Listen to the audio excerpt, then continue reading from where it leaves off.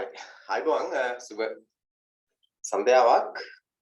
කිව්වගේ ගොඩක් අය සම්බන්ධ වෙලා ඉන්නවා. මේ සම්බන්ධ වෙන කියලා කිව්වේ අපි සාමාන්‍යයෙන් කැප කරන පැය එකමාර අපි වැය කරන පැය එකමාරට අමතරව අපි වෙලාව අරගෙන ඉවරලා අපි ගෙදර වැඩ ටික පොඩ්ඩක් බලලා ඒව කොහොමද කරලා තියෙනවද ඉන්න මන්ද කියලා බලන්න තමයි අමතර විනාඩි 15ක් විතර කලින් එන්න කියලා කිව්වේ. ඉස්සෙල්ලාම මම ඔයගොල්ලන්ට වැඩ දීලා ඇති 4ක් ගිය සතියේ මේ සතිය විදුරු කරලා තියන්න කියලා. එකක් තමයි ඔය 21 වෙනි පාඩමේ තියෙන කවි ටික. ඊට අමතරව 16 වෙනි පාඩමේ වැඩ 3ක් දීලා ඇති. ඒක මම මෙතන සම්බන්ධ වුණාට පස්සේ තව ටිකකින් බලමු. දැන් සම්බන්ධ වෙලා ඉන්න අයගෙන් කවිය සහ එහි යම් අදහසක් මම කව සූදානම් කරගන්න කියලා ඔයගොල්ලෝගේ විවහාරයෙන් ඉදිරිපත් කරන්න. එතකොට මම හිතනවා හැම කෙනෙක්ම සූදානම් වෙලා ඇති කියලා. අපි එහෙනම් ඒක ඉස්සෙල්ලා පටන් ගමු නේද? කවුද පටන් ගන්න ඉස්සෙල්ලා? කැමති කෙනෙකුට තියෙන නිසා අපි කවියට යමුද? එකපාරක් විතර ඔයගොල්ලෝ පහසු වෙන්නේ නේද? බලමු අපි ඉස්සෙල්ලා කවිය. කවිය බලන්න.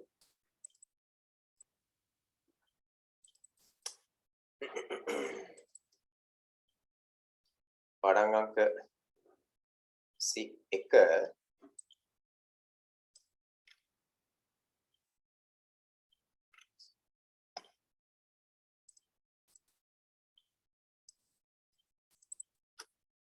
ඒක තමයි අපිට අදාළ පද්‍යපන්තිය අපේ අවසාන පද්‍යපන්තිය අපි එතකොට පද්‍යපන්ති කිහිපයක් අපි දැන් සාකච්ඡා කරලා තියෙන පාඩම් කරලා තියෙන විශේෂයෙන්ම පස්වෙනි පාඩම ඊළඟට අපි ගත්තාම 11 වෙනි පාඩමේ ගීතයක් අපි පාඩම් කරා 16 වෙනි පාඩමේ 15 වෙනි පාඩමේ 16 වෙනි පාඩමේ සම්පූර්ණයෙන් කවි ටික අපි පාඩම් කරා අර මම ගෙදර වැඩ දුන්නේ 17 වෙනි පාඩමේ නේද? ඒතකොට 16 වෙනි පාඩමේ කවි ටික අපි සම්පූර්ණයෙන් පාඩම් කරා ඊළඟට ඒ කියන්නේ කවි පාඩම් දෙකක් අපි කරලා තියෙනවා මේකට. ඒ කියන්නේ 5 වෙනි පාඩමයි 16 වෙනි පාඩමයි ඊට අමතරව 11 වෙනි පාඩමේ ගීතයක් තියෙන ගීතයක් ඒ කියන්නේ කවි පන්තියක් තියෙන ගීතයක් තියෙනවා අපි ඒකත් පාඩම් කරලා තියෙනවා. ඊළඟට අපි දැන් අපේ මේ අපේ 8 වසර විෂය නිර්දේශයේ අවසාන පද්‍ය පන්තිය තමයි අපිට තියෙන්නේ සුභාෂිතෙන් පුටාගෙන තියෙන 21 වෙනි පාඩම අදාළව ලෝයර් සංග්‍රහයෙන් අරගෙන තියෙන මෙත්සිත සවසත කෙරෙහි කරන්නේ කියන පාඩමට අරගෙන තියෙන පුටාගෙන තියෙන කවි ටිකෙන් අපි තියෙනවා 10ක් ඉගෙසති බැලුවා කවි 10ක් තිබුණා. කවි 10න් පළවෙනි කවිය සහ ඒ අදහස ඔබ සාමාන්‍යයෙන් කෙනෙකුට විස්තර කරන විදිහට. කියන්නේ ඒකේ තියෙන වචන වලින් නෙමෙයි. කියන්නේ ලියලා තියෙන වචන වලින් නෙමෙයි ඔබේ වචනෙන් විවරණයක් කරන විස්තරයක් කරන්න තමයි පුළුවන් යුත්තේ. නැතුව වැඩක් නෑ මේක එහෙම කරලා. ඒක නිසා හැම කෙනෙක්ම සූදානම් වෙන්න. කවිය දැන් ගන්නවා. ඒකත් එක්ක බය වෙන්න දෙයක් නෑ. පුළුවන් ප්‍රමාණ. මම කියන්නේ මේක 100%ක්ම ඔයාලට පුළුවන් වෙන්න ඕන කියලා මෙහෙම කරන්න. නමුත් යම් ප්‍රමාණයක් පුළුවන් වෙන පේ පාඩම් දෙන්න නේද?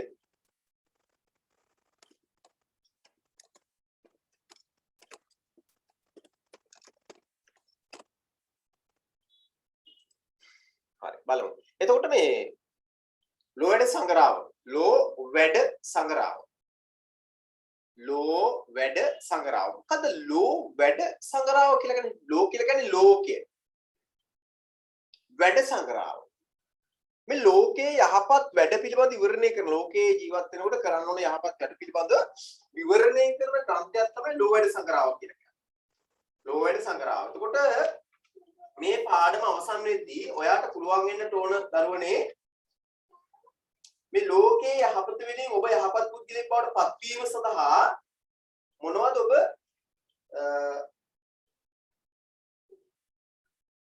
ප්‍රගුණ කළ යුතු දේවල්. ඒ කියන්නේ ලෝ වැඩ කියන්නේ ලෝකයට යහපත පිණිස. ලෝ වැඩ සංග්‍රහය. ලෝකයට යහපතක් කරන්න. ඒ කියන්නේ ඔබට යහපතක් කරන ගන්න අතරේ ඒ ඔබට කරන යහපත මේ ලෝකයා සත්ත්ව සියලු සත්‍යයන් සියලු ලෝකයාට යහපතක් නෙවෙයි. උතර ඔබට පුළුවන් වෙන්නට ඕන මේ ලෝකයා නවකවාසීන්ට යහපත නැත්නම් ලෝකයාටම යහපත වෙන දෙයක් බවට ඒක පත් කරගන්න. හරිද? මෙත්සිත දැන් මේක ඉස්සෙල්ලා මේ කවි පද්‍යයට යන්න කලින් මම පොඩි විවරණයක් මේ කරගන්න හදන්නේ. මෙත්සිත කියලා කියන්නේ මෛත්‍රී සිත. මෙත්සිත කියලා කියන්නේ මෛත්‍රී සිත. විරුද්ධ වචනේ වෛරී සිත. මෛත්‍රී සිත වෛරී සිත. මෙත්සිත ගලවපත් තියෙන සම මේක අයින් කරන්න. මෙත්සිත සෞසත කෙරෙහි කරන්නේ පාඩම කතා කරනව නෙවෙයි කවි පන්තිය යන කලින් මේ පාඩම් කරන කවි ගැන දවසක් අරගෙන අපි පාඩම් කරන එක තමයි වඩා හොඳ එකයි මේ කතා කරන්නේ. හරිද? ඒතකොට මෙත්සිත සවසත කෙරෙහි කරන්නේ. මෙත්සිත කියලා කියන්නේ මෛත්‍රී සිත. වෛරී සිතට විරුද්ධ එක තමයි මෛත්‍රී සිත. මෙත්තානිසංස කියලා කියන්නේ මෛත්‍රී කිරීමේ ආනිසංස. මේ කරණීය මත්ත්‍ර සූත්‍රයේ කරණීය මෛත්‍රී මත්ත්‍ර කියලා කියන්නේ මෛත්‍රී කියන එක. මෙත් වැඩි. ඒතර මෙත්සිත මෛත්‍රීසිත සවසත කියලා කියන්නේ සියලු සත්‍යයන් කෙරෙහි. සවසත කියලා කියන්නේ සියලු සතුන්. සියලු සතින්. ඒ කියන්නේ මේ මෛත්‍රීසිත සියලු සතුන් කෙරෙහි මොකක් කරන්න කියලාද කියන්නේ? කරන්න කියලා කියන්නේ මෛත්‍රී කරන්න කියලා කියනවා සියලුම සත්‍යයන් කෙරෙහි. ඒ සඳහා ලෝවැඩ සංග්‍රහය කියන්නේ ලෝකයට යහපතක් කිරීම සඳහා නිර්මාණය කරලා තියෙන සංග්‍රහය. ලෝවැඩ සංග්‍රහය. ලෝකයට යහපතක් කරන නිසා ලෝවැඩ සංග්‍රහය කියලා කියන්නේ ලෝකයට යහපතක් කරන නැත්නම් ලෝකවාසීට යහපතක් කිරීම සඳහා කරලා තියෙන සංග්‍රහයත් ලෝවැඩ සංග්‍රහය. හරිද? මම එතනින් එහාට යනවා. ඒතකොට අපි පස්සේ කතා කරමු මේකට දාලා ඉතිරි කාරණානේ. දැන්ට අපි කවියට යමු. කවියනේ පාඩම් කරන් ඉන්නේ කිව්වේ. හරි බලමු අපි කවියට ගිහිල්ලා කවිය පොඩක් අදහසක් අරගෙන ඉමු.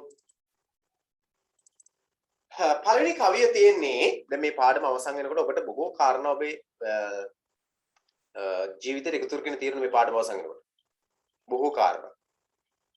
ඒ නිසා මේ පද්‍ය පන්ති අවසන් වෙනකොට මේ කවි 10 අවසන් වෙනකොට ඔබ තමන්ගේ ජීවිතයේට මේ කවි වලින් විස්තර කරනු ලබන දේවල් මේ වයින් කියනු ලබන දේවල් අපි මොකක් කරගන්නවද අපේ ජීවිතයට එකතු කර ගන්නට ඕන. මං අවසාන වශයෙන් පද්‍ය පන්ති අවසන් වුණාම ඔබගෙන් විමසනවා ඔබ මොනවද තමන් ජීවිතයට මේ පද්‍ය පන්ති තුලින් එකතු කරගත්ත දේවල් කියලා. තමන්ගේ ජීවිතයට එකතු කරගත්ත දේවල්. හරිද? හරි. අපි පළවෙනි කවිය ඔයගොල්ලන්ට පේනවා. මේකේ තියෙන පළවෙනි කවිය. ලෝකයට සංග්‍රහයක් සාමාන්‍ය පන්ති තිබුණා මම ඔයගොල්ලෝ ලෝකයට සංග්‍රහයක් තියෙන අයට අරන් එන්න කියලා ලෝකයට සංග්‍රහයකින් එක්කෙනාට අතින් අතට යවලා එimhe ප්‍රායෝගික වැඩ පිළිවෙලක් තියෙනවා අපේ පන්ති සාමාන්‍ය පන්තිදී. මොකද අපි ඔන්ලයින් එක කරන්නේ ඒකට මට එහෙම ක්‍රමයක් දැන් නැහැ. හැබැයි ලෝකයට සංග්‍රහයක් මම විශ්වාස කරනවා සාමාන්‍යයෙන් ගෙදරක නැති වෙන්නේ නැහැ. බොහොම පුංචි පොතක් තවත් තියෙනවා මේ බොහොම පොඩි පොතක්. එතකොට ඒකේ තියෙන කවි ටික ඒ ලෝකයට සංග්‍රහව සාමාන්‍ය බෞද්ධයා සාමාන්‍ය විදිහට පරිහරණය කරන ග්‍රන්ථයක් ලෝකයට සංග්‍රහය. හරිද? ඒතර ලෝකයාගේ යහපත වෙනුවෙන් අදහස් එකතු කරන ධර්ම කාරණා කියලා දෙන ග්‍රන්ථයක් තමයි ලෝකයට සංග්‍රහයක් කියන්නේ. ඒකේ එක කවියක් තමයි අපි පාඩම් කරලා තියෙන්නේ මේ වෙනකොට. මේ පළවෙනි කවියේ සරල අදහස අපි ගත්තොත් එහෙම අපේ වචනින් විවරණය කරගත්තොත් එහෙම මේ ලෝකේ මිනිසුන්ට ඉපදෙන්න තියෙන ඉපදිලා ඉන්න අවස්ථාව නැත්නම් මේ මනුෂ්‍ය භවයක් ලැබීම ඉතාම දුර්ලභ අවස්ථාවක්. මනුෂ්‍ය භවයක් ලබා ගැනීම ඉතාම දුර්ලභයි. අපි භවගාමී වෙනවා භවයෙන් භවයට ගමන් කරනවා නිර්වාණය දක්වා. ඒතර මනුෂ්‍ය භවයක්. මට චුට්ටක් තව පැහැදිලි කිරීමක් කරන්න ඕන මම මෙතෙන්දී. සාමාන්‍යයෙන් අපි සාමාන්‍ය බුදුදහමට අනුව ගත්තොත් බෞද්ධ ධර්මයට අනුව ගත්තොත් අපේ බෞද්ධ දර්ශනයට අනුව ගත්තොත් බුදුදහමට අනුව ගත්තොත් අපි මේ ලෝකේ ඉපදෙනවා ඊළඟට අපි ආපහු මිය යනවා අපි නැවත ආපහු ඉපදෙනවා බුදුරජාණන් වහන්සේ දේශනා කරන්නේ මෙන්න මේ ඉපදීම මිය යාම නතර කරන ක්‍රමවේදය. කොහොමද මේක අපි නතර කරන්නේ? ඉපදෙන එක මියන්නේ. හරිද? අපි තව ටිකක් කතා කරමු. අපි කවි ටික අරන් නැත්නම් සමහර අයට සාධාරණයක් වෙනවා මොකද පාඩිය පටන් ගන්න කොහමාර කරනකොට අපි ඊළඟට පටන්ගෙන වෙන දේවල් කතා කරා කියලා. නේද?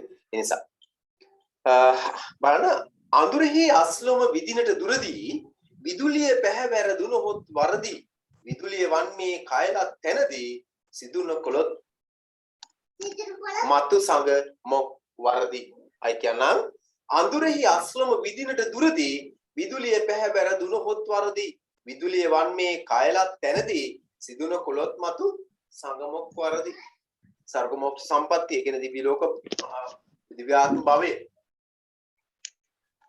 එරමේ අඳුරෙහි අස්ලොම විදිනට දුරදී අර අඳුරේ අපිට මේ ලැබිලා තියෙන ජීවිතය මේ මනුෂ්‍ය කය හරියට නිකන් මේ මනුෂ්‍ය භවය හරියට නිකන් අර අඳුරේ වල තියෙන අස්ලෝමයක් වගේ. ඒකට හරියට විදුලි ආලෝකයේ විදුලි කොටනකොට විතරයි විදින්න පුළුවන් ඉන්නේ. විදුලි ආලෝකයේ වැටෙනකොට තමයි විද ගන්නට ඕන.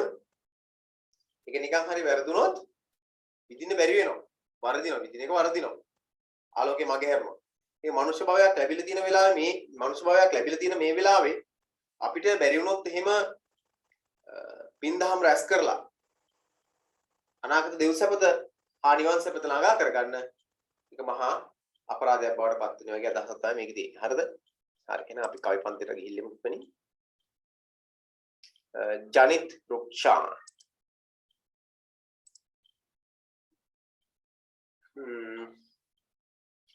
මම අහුවේ ඉස්සෙල්ලා කවුද කැමති කියලා ඉස්සෙල්ලාම කවි දෙන්න. හොර ඉන්නවද එහෙම කවුරුහරි දැන්ටත් කැමති කෙනෙකුට දෙන්න පුළුවන් කවි. කෝෂිත පටන් ගමුනේ. අඳුරෙහි අස්ලම විදිනට දුරදී විදුලිය පැහැවැරදුනහොත් තරදී විදුලිය වන් මේ කය ලත් තැනදී සිදුන කළොත් මතු සංගමක් වරදී. සංදීප කියමුද මේ අදහස සාමාන්‍ය හිතන අදහස කියනවා සරල අදහස. අඳුරේ එල්ලලා තියෙන අශ්වලෝමයකට මේ විදින කෙනෙක් විදුලි කොටන ආලෝකයක් එක්කම විදින්න ඕනේ. එහෙම වුණ නැතොත් ඒ විදින එක වරදිනවා. ඉතින් මොන වගේ දෙයක් හරියද? මනුෂ්‍ය ආත්මයක් ලැබනවා වගේ ෂණයෙන් නැති වෙලා යනවා. ඒ කියන්නේ එතකොට ඒක අපි ඒක වැරදුනන් පස්සේ මනුෂ්‍ය ආත්මයක් ලැබලා යකි දැන් ඒක එහෙම වැරදුනොත් අපිට මොනවද කරගන්න බැරි වෙන්නේ? හරිද? මනුෂ්‍ය ආත්මය ලබා ගන්න බැරි වෙනවා. අර වැරදීම නිසා අස්ලෝමෙට විදින්න බැරි වෙච්ච නිසා අපිටත් අහිමි වෙන දේවල් තියෙන තුන්දි. මොනවද කියලා අහන්න මම. දෙව්සපත හා නිවන් සපත. දෙව්සපත හා නිවන් සපත තමයි අහිමි වෙන්නේ. හොඳයි සංදීප්. හයි ස්කෑන් කරලා තියන්න. චිල්කි පටන් ගමු. අඳුරෙහි අස්ලොම විඳිනට දුරදී විදුලිය පැහැවැර දුනහොත් වරදී විදුලිය වන් මේ කය ලත් තැනදී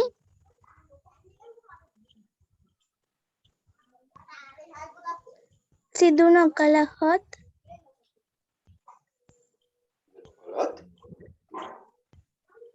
මතු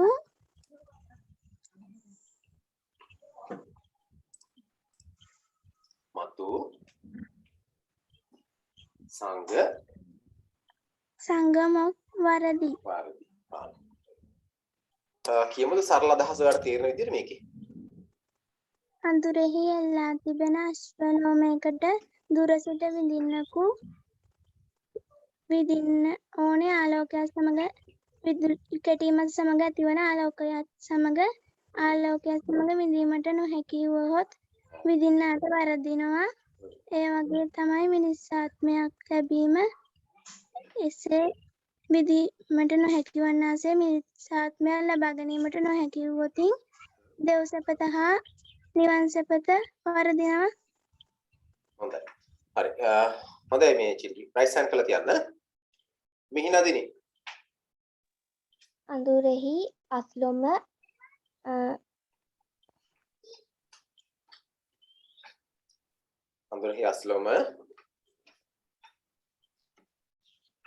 හරි. තව ටිකක් බලාගමු මිහිනදිනි. ආනේ.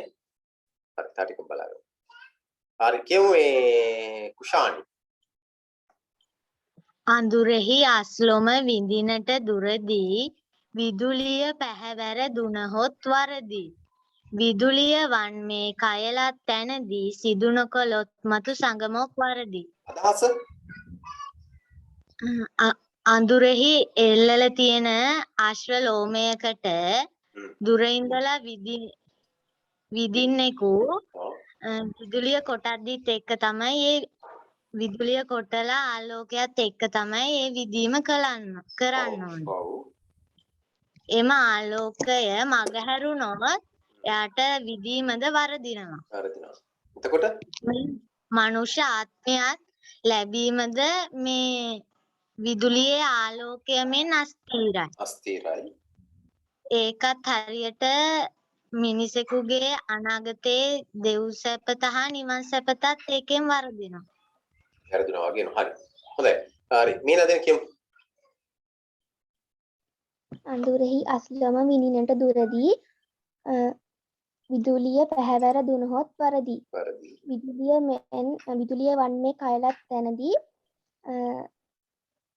සිදු නොකළොත් සංඝ ඔව්. මොක්ව වරදි. මොකද අදහස මොන වගේ අදහසද මේකේ තියෙන්නේ? අඳුරේ එල්ලලා තියෙන අශ්වලෝමයකට විදුලි කොටද්දී ඇති වෙන ආලෝකයත් සමග විදිය යුතුයි. නැත්තම් ඒ විදීම වරදිනවා. ඒ වගේමයි මනුෂ්‍ය ආත්මයක් ලැබීමත් ශනිකව නැති වෙනවා.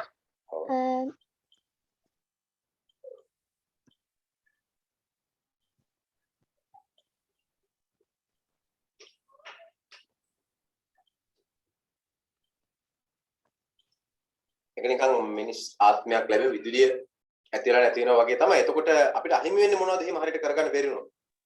දෙව් සැපත හා නිවන් සැපත. නිවන් සැපත අහිමි වෙනවා. ඒ අහිමි වෙන්නේ මොකක් නිසාද?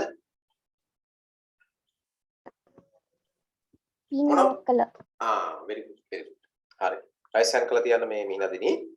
අපි ලසින්දි. අඳුරෙහි අස්ලම් විලිනට දුරදී විදුලිය පැහැවැර දුනහොත් වරදි. විදුලිය වන්නේ කය රත්නැදී සිදු නොකළහොත් මතු සංගමක් වරදි. අඳුරෙහි එල්ලා තියෙන අශ්වලෝමයකට දුරේ ඉඳන් විදින කෙනෙක් විදින ආලෝකයක් සමග විදින්න ඕන නැත්නම් ඉලක්කය වරදිනවා. ඒක කියන්නේ දැන් මනුෂ්‍යාත්මේ දැන් අපිට මනුෂ්‍යාත්ම පුළුවන් තරම් පින් කරන්න ඕන. එතකොට තමයි දෙව් සැපතයි නිවන් සැපතයි ලබා ගන්න පුළුවන්. අපිට දෙව් සැපතයි නිවන් සැපතයි ලබා ගන්න බැරි වෙන්නේ මොකක් වුණොත්? පින් කරන්න බැරි වුණොත්. පින් කරගන්න බැරි වුණොත්. very good. රයිස් හෑන්ඩ් කරලා තියන්න ලසින්දි. එතකොට ලෝෂදී දැන් අනිත් අය කැම්මොන් කරන්නේ නැද්ද? ලෝෂදී කියමු ලෝෂදී.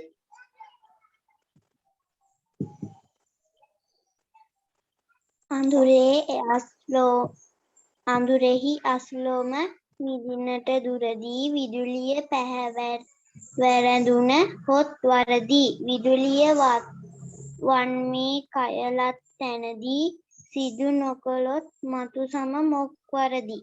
හරි මට මම සම්පූර්ණ අදහස කියන්න අවස්ථාව දෙන්නේ. මට කියන්නකෝ මේ දෙව් සැපත හා නිවන් සැපත අහිමි වෙන්නේ මොකක් වුණොත් අපිට?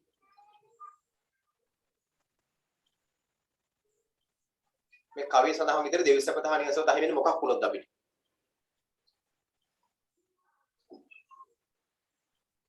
හරි කවිය අදහස කියන්නකෝ.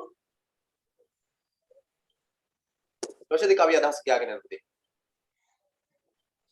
මම මියුට් වෙලා තින්නේ නේද? මට මියුට් වෙලා කියලා පේන්නේ නැහැ ඔය. ඇහෙන්නේ නැහැ මට.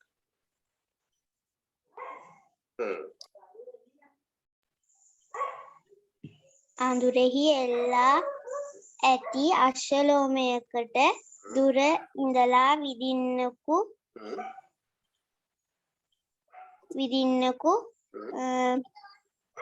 විදුලි කොටද්දී ඇතිවන ආලෝකයත් සමගම විදීම කළ යුතුය. ඒ ආලෝකය මග හැරුණොත් විදීමද වරදිනු ඇත. මේ මනුෂ්‍ය ආත්මය ලැබීමද විදුලියේ ආලෝකය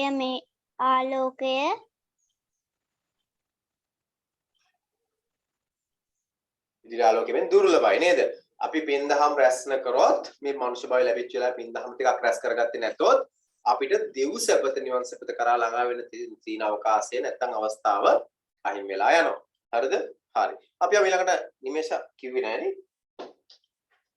කියමු නිමේෂ. අඳුරෙහි අස්ලම විදිනට ඉඳදී විදුලිය පැහැවැර දුනහොත් වරදි.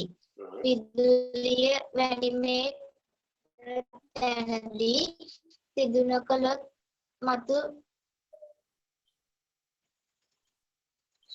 සංගමක් වරදි. හරි. මට මේ නිමේෂ කියන්නකෝ ඔතන කය සමාන කර උපමා කරලා තියෙන්නේ මොකකටද? මනුෂ්‍ය කය මොකකටද උපමා කරලා ලැබීම කය ලැබීම මනුෂ්‍ය භාවයකදී මේ මනුෂ්‍ය කය ලැබීම මොකටද උපමා කරලා තියෙන්නේ?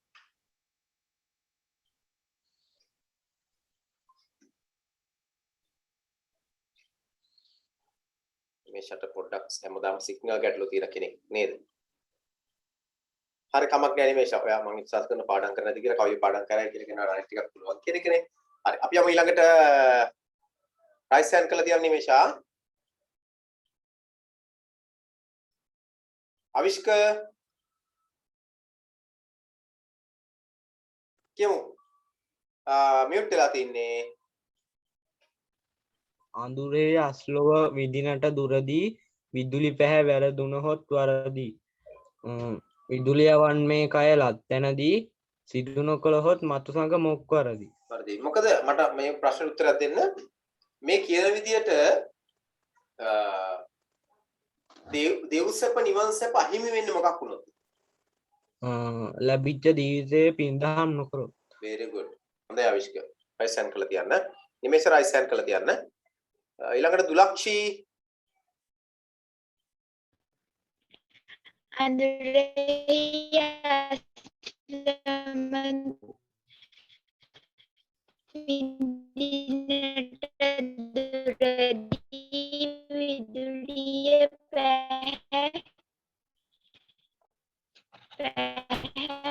විදුලිය පැහැ වැරදුනහොත් වැරදී කයලත් තැනදී මතුමග දුලක්ෂිරත් තියෙනවා සිග්නල් ගැටලු නේද? හරි කමක් නැහැ දුලක්ෂි. රයිස් හෑන්ඩ් කරලා තියන නිමේෂත් රයිස් හෑන්ඩ් කරලා තියන්න ඕන. ඊළඟට නෙත්මි භාග්‍යා ජනිත රුක්ෂාන්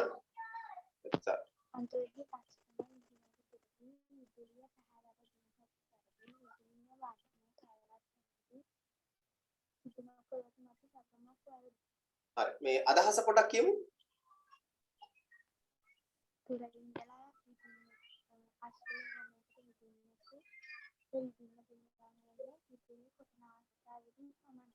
හොඳයි ඇති. හරි නෙත්මි. ඊළඟට කවුද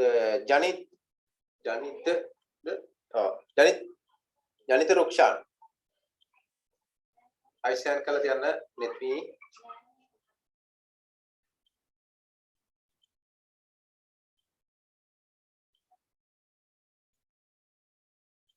නෙත්සර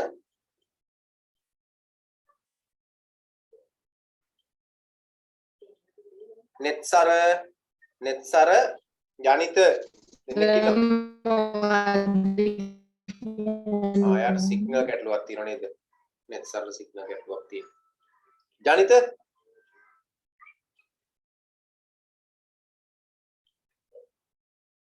ජනිත නෙත්සර කවි පාඩම් දුන්නේ නැහැ මම මතක තියාගෙන ඉන්නේ.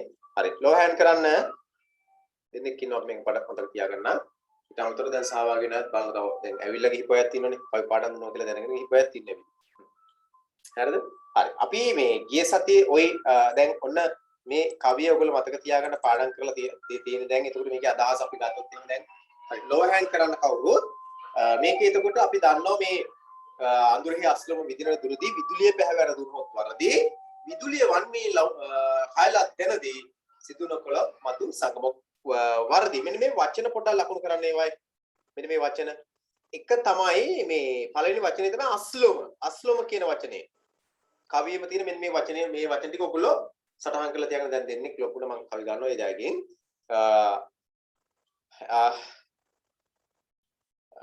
ඒ පළවෙනි වචනේ තමයි කවියේ තියෙන අස්ලම කියන වචනේ අර්ථය මට ඕන. අස්ලම කියන වචනේ අර්ථය අස්ලම කියලා කියන අශ්වයාගේ සිරුරේ ඇති ලෝමය කියන එක අස්ලම. අශ්ව කෙස් කියලා ගත්තත් කමන්නේ.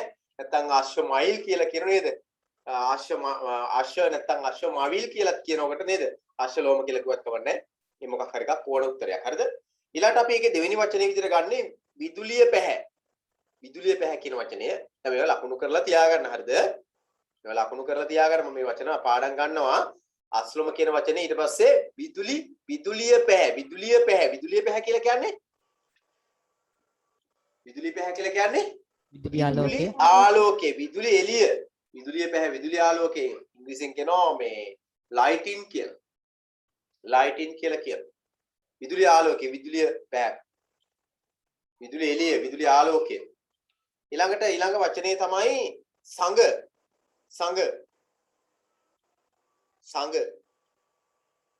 ඔතන සංඝ කියන වචනේ අර්ථය මොකද්ද? දෙව් සැපත. ස්වර්ග සැපත නැත්නම් දිව්‍ය ලෝක සැපත නැත්නම් දෙව් සැපත. එවන් කියලා කියන්නේ දිව්‍ය ලෝකෙට අන්නේ දෙව් සැපත. දිව්‍ය ලෝක සම්පත්තිය. මොක් කියලා කියන්නේ නිවන් සැප. නිවන් සැප. මොක් කියලා කියන්නේ මෝක්ෂයට නැත්නම් නිවන් සැපද? මෝක්ෂ නිවන් සැප කියන එකට. මොක් නිවන් සැප නැත්නම් මෝක්ෂය. හරිද? මේ වචන තුන අනිවාර්යෙන් බලා ගන්න. වචන හතරයි නේද? හතර. එතකොට මේ වචන හතර බලාගත්තාම අනිත් වෙච්චර මාරු වචන නෙවෙයි. ඒක පොඩ්ඩක් අවධානයෙන් ගන්න ඕන. වචන කීපයක් මේ වචන ටික මම කිව්වේ. එතකොට මේකේ ආයෙත් පොඩි අදහසක් අපි ඉතුරු ගන්නවා නම් මේ කවියෙන් කියන්නේ මේක මේ අර අඳුරේ ඉල්ලලා තියෙන අශ්වලෝමයකට සමාන කරනවා අපේ මේ එම් එක. අපි අදහස දැන් අඳුරේ ඉල්ලලා තියෙන අශ්වලෝමයකට විද ගන්නට ඕන කොයි වෙලාවෙද හරියට විදුලි ආලෝකය වැටිච්ච වෙලාව. ඒ කියන්නේ අපිට මනුෂ්‍ය භාවයක් ලැබිච්ච මේ කය ලැබිච්ච වෙලාවේ. විදුලි ආලෝකය නැති වුණොත් අපිට අශ්වලෝමයට විද ගන්න බැරි වෙනවා වගේ මේ මනුෂ්‍ය කය නැති වුණොත් අර එළිය ලැබිච්ච වෙලාව විදගත්තේ නැතුත් එහෙම කරගන්න බැරි වෙනවා. මනුෂ්‍ය ලෝකේ මනුෂ්‍ය භාවය ලැබිච්ච වෙලාව. ඒතර ඒ වෙලාවේ පින්දහම් රැස් කරගත්තේ නැතොත් අපිට ළඟා කරගන්න බැරි අවස්ථා දෙකක් තියෙන එකක් දිව්‍ය සැපද අනිත් එක නිර්වාණ සැපද. දැන් මම ධර්ම කාරණාවක් මෙතනදී මතක් කරනවා. දැන් ඔයගොල්ලෝ කැමති ආයෙත් උපදින්නද නැත්තම් මේ උප්පත්තියෙන් පස්සේ ඉපදීම නතර වෙනවද ඔයගොල්ලෝ කැමති? ඔයගොල්ලෝ මොකද කියන්නේ? ඔයාලා කැමති ඊළඟ ආයෙත් මෙහෙම දිගට ඉපදි යන්නද නැත්තම් මේ ඉපදිච්ච එක ඇති මෙතනින් ආයෙ ඉපදින්න ඕනේ නැහැ කියලා හිතලා තින්නේ එහෙම කියනවා. පින්දහම් රැස් කරන්නේ පන්සල් යන්නේ ඔක්කොම කරන්නේ ඔයගොල්ලෝ මේ ආයෙ හොඳ උප්පත්තියක් ලබන්නද නැත්තම් මෙතනින් උප්පත්තිය නතර කරන්නද? මොකද කියන්නේ? ආයු උප්පත්තියක් ලබන්න. ආයු උප්පත්තියක් ලබන්න. දැන් බුදුන් වහන්සේ මොකක්ද කියන්නේ? බුදුන් වහන්සේ මොකක්ද? බුදුන් වහන්සේ කියන්නේ ඉපදීම දුකක් කියලා. ඉපදීම දුකක් කියලා. එතකොට ඉපදීම දුකක් කියලා බුදුන් වහන්සේ කියන්නේ අපිට අපි පින්දහම් රැස් කරමින් කල යුත්තේ නිර්වාණගාමීට අවශ්‍ය කරන මඟ පිට හදාගන්න මිසක් ලබනාත්මේ ලබන භවය හොඳ කරගන්න නෙවෙයි. ඒක නෙවෙයි අපි පළවෙනි බලාපොරොත්තු වෙන්නේ.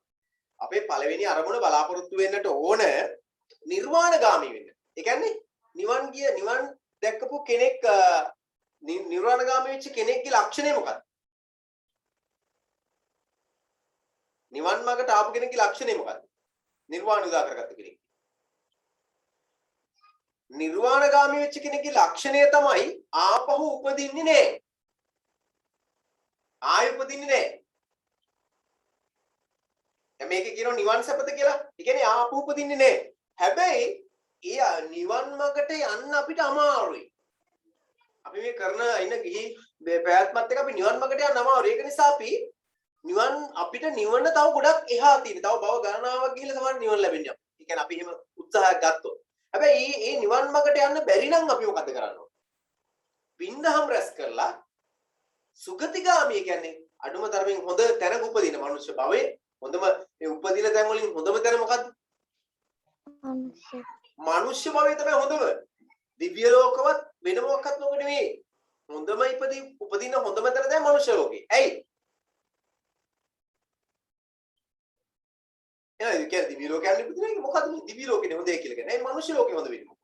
බුද්ධාම කරන්නේ. මනුෂ්‍යයන්ට පින් කරන්න පුළුවන් නිසා. මනුෂ්‍යර පින් කරන්න පුළුවන් නිසා. මනුෂ්‍යර පින් කරන්න විතරක් නෙවෙයි පුළුවන් නේ.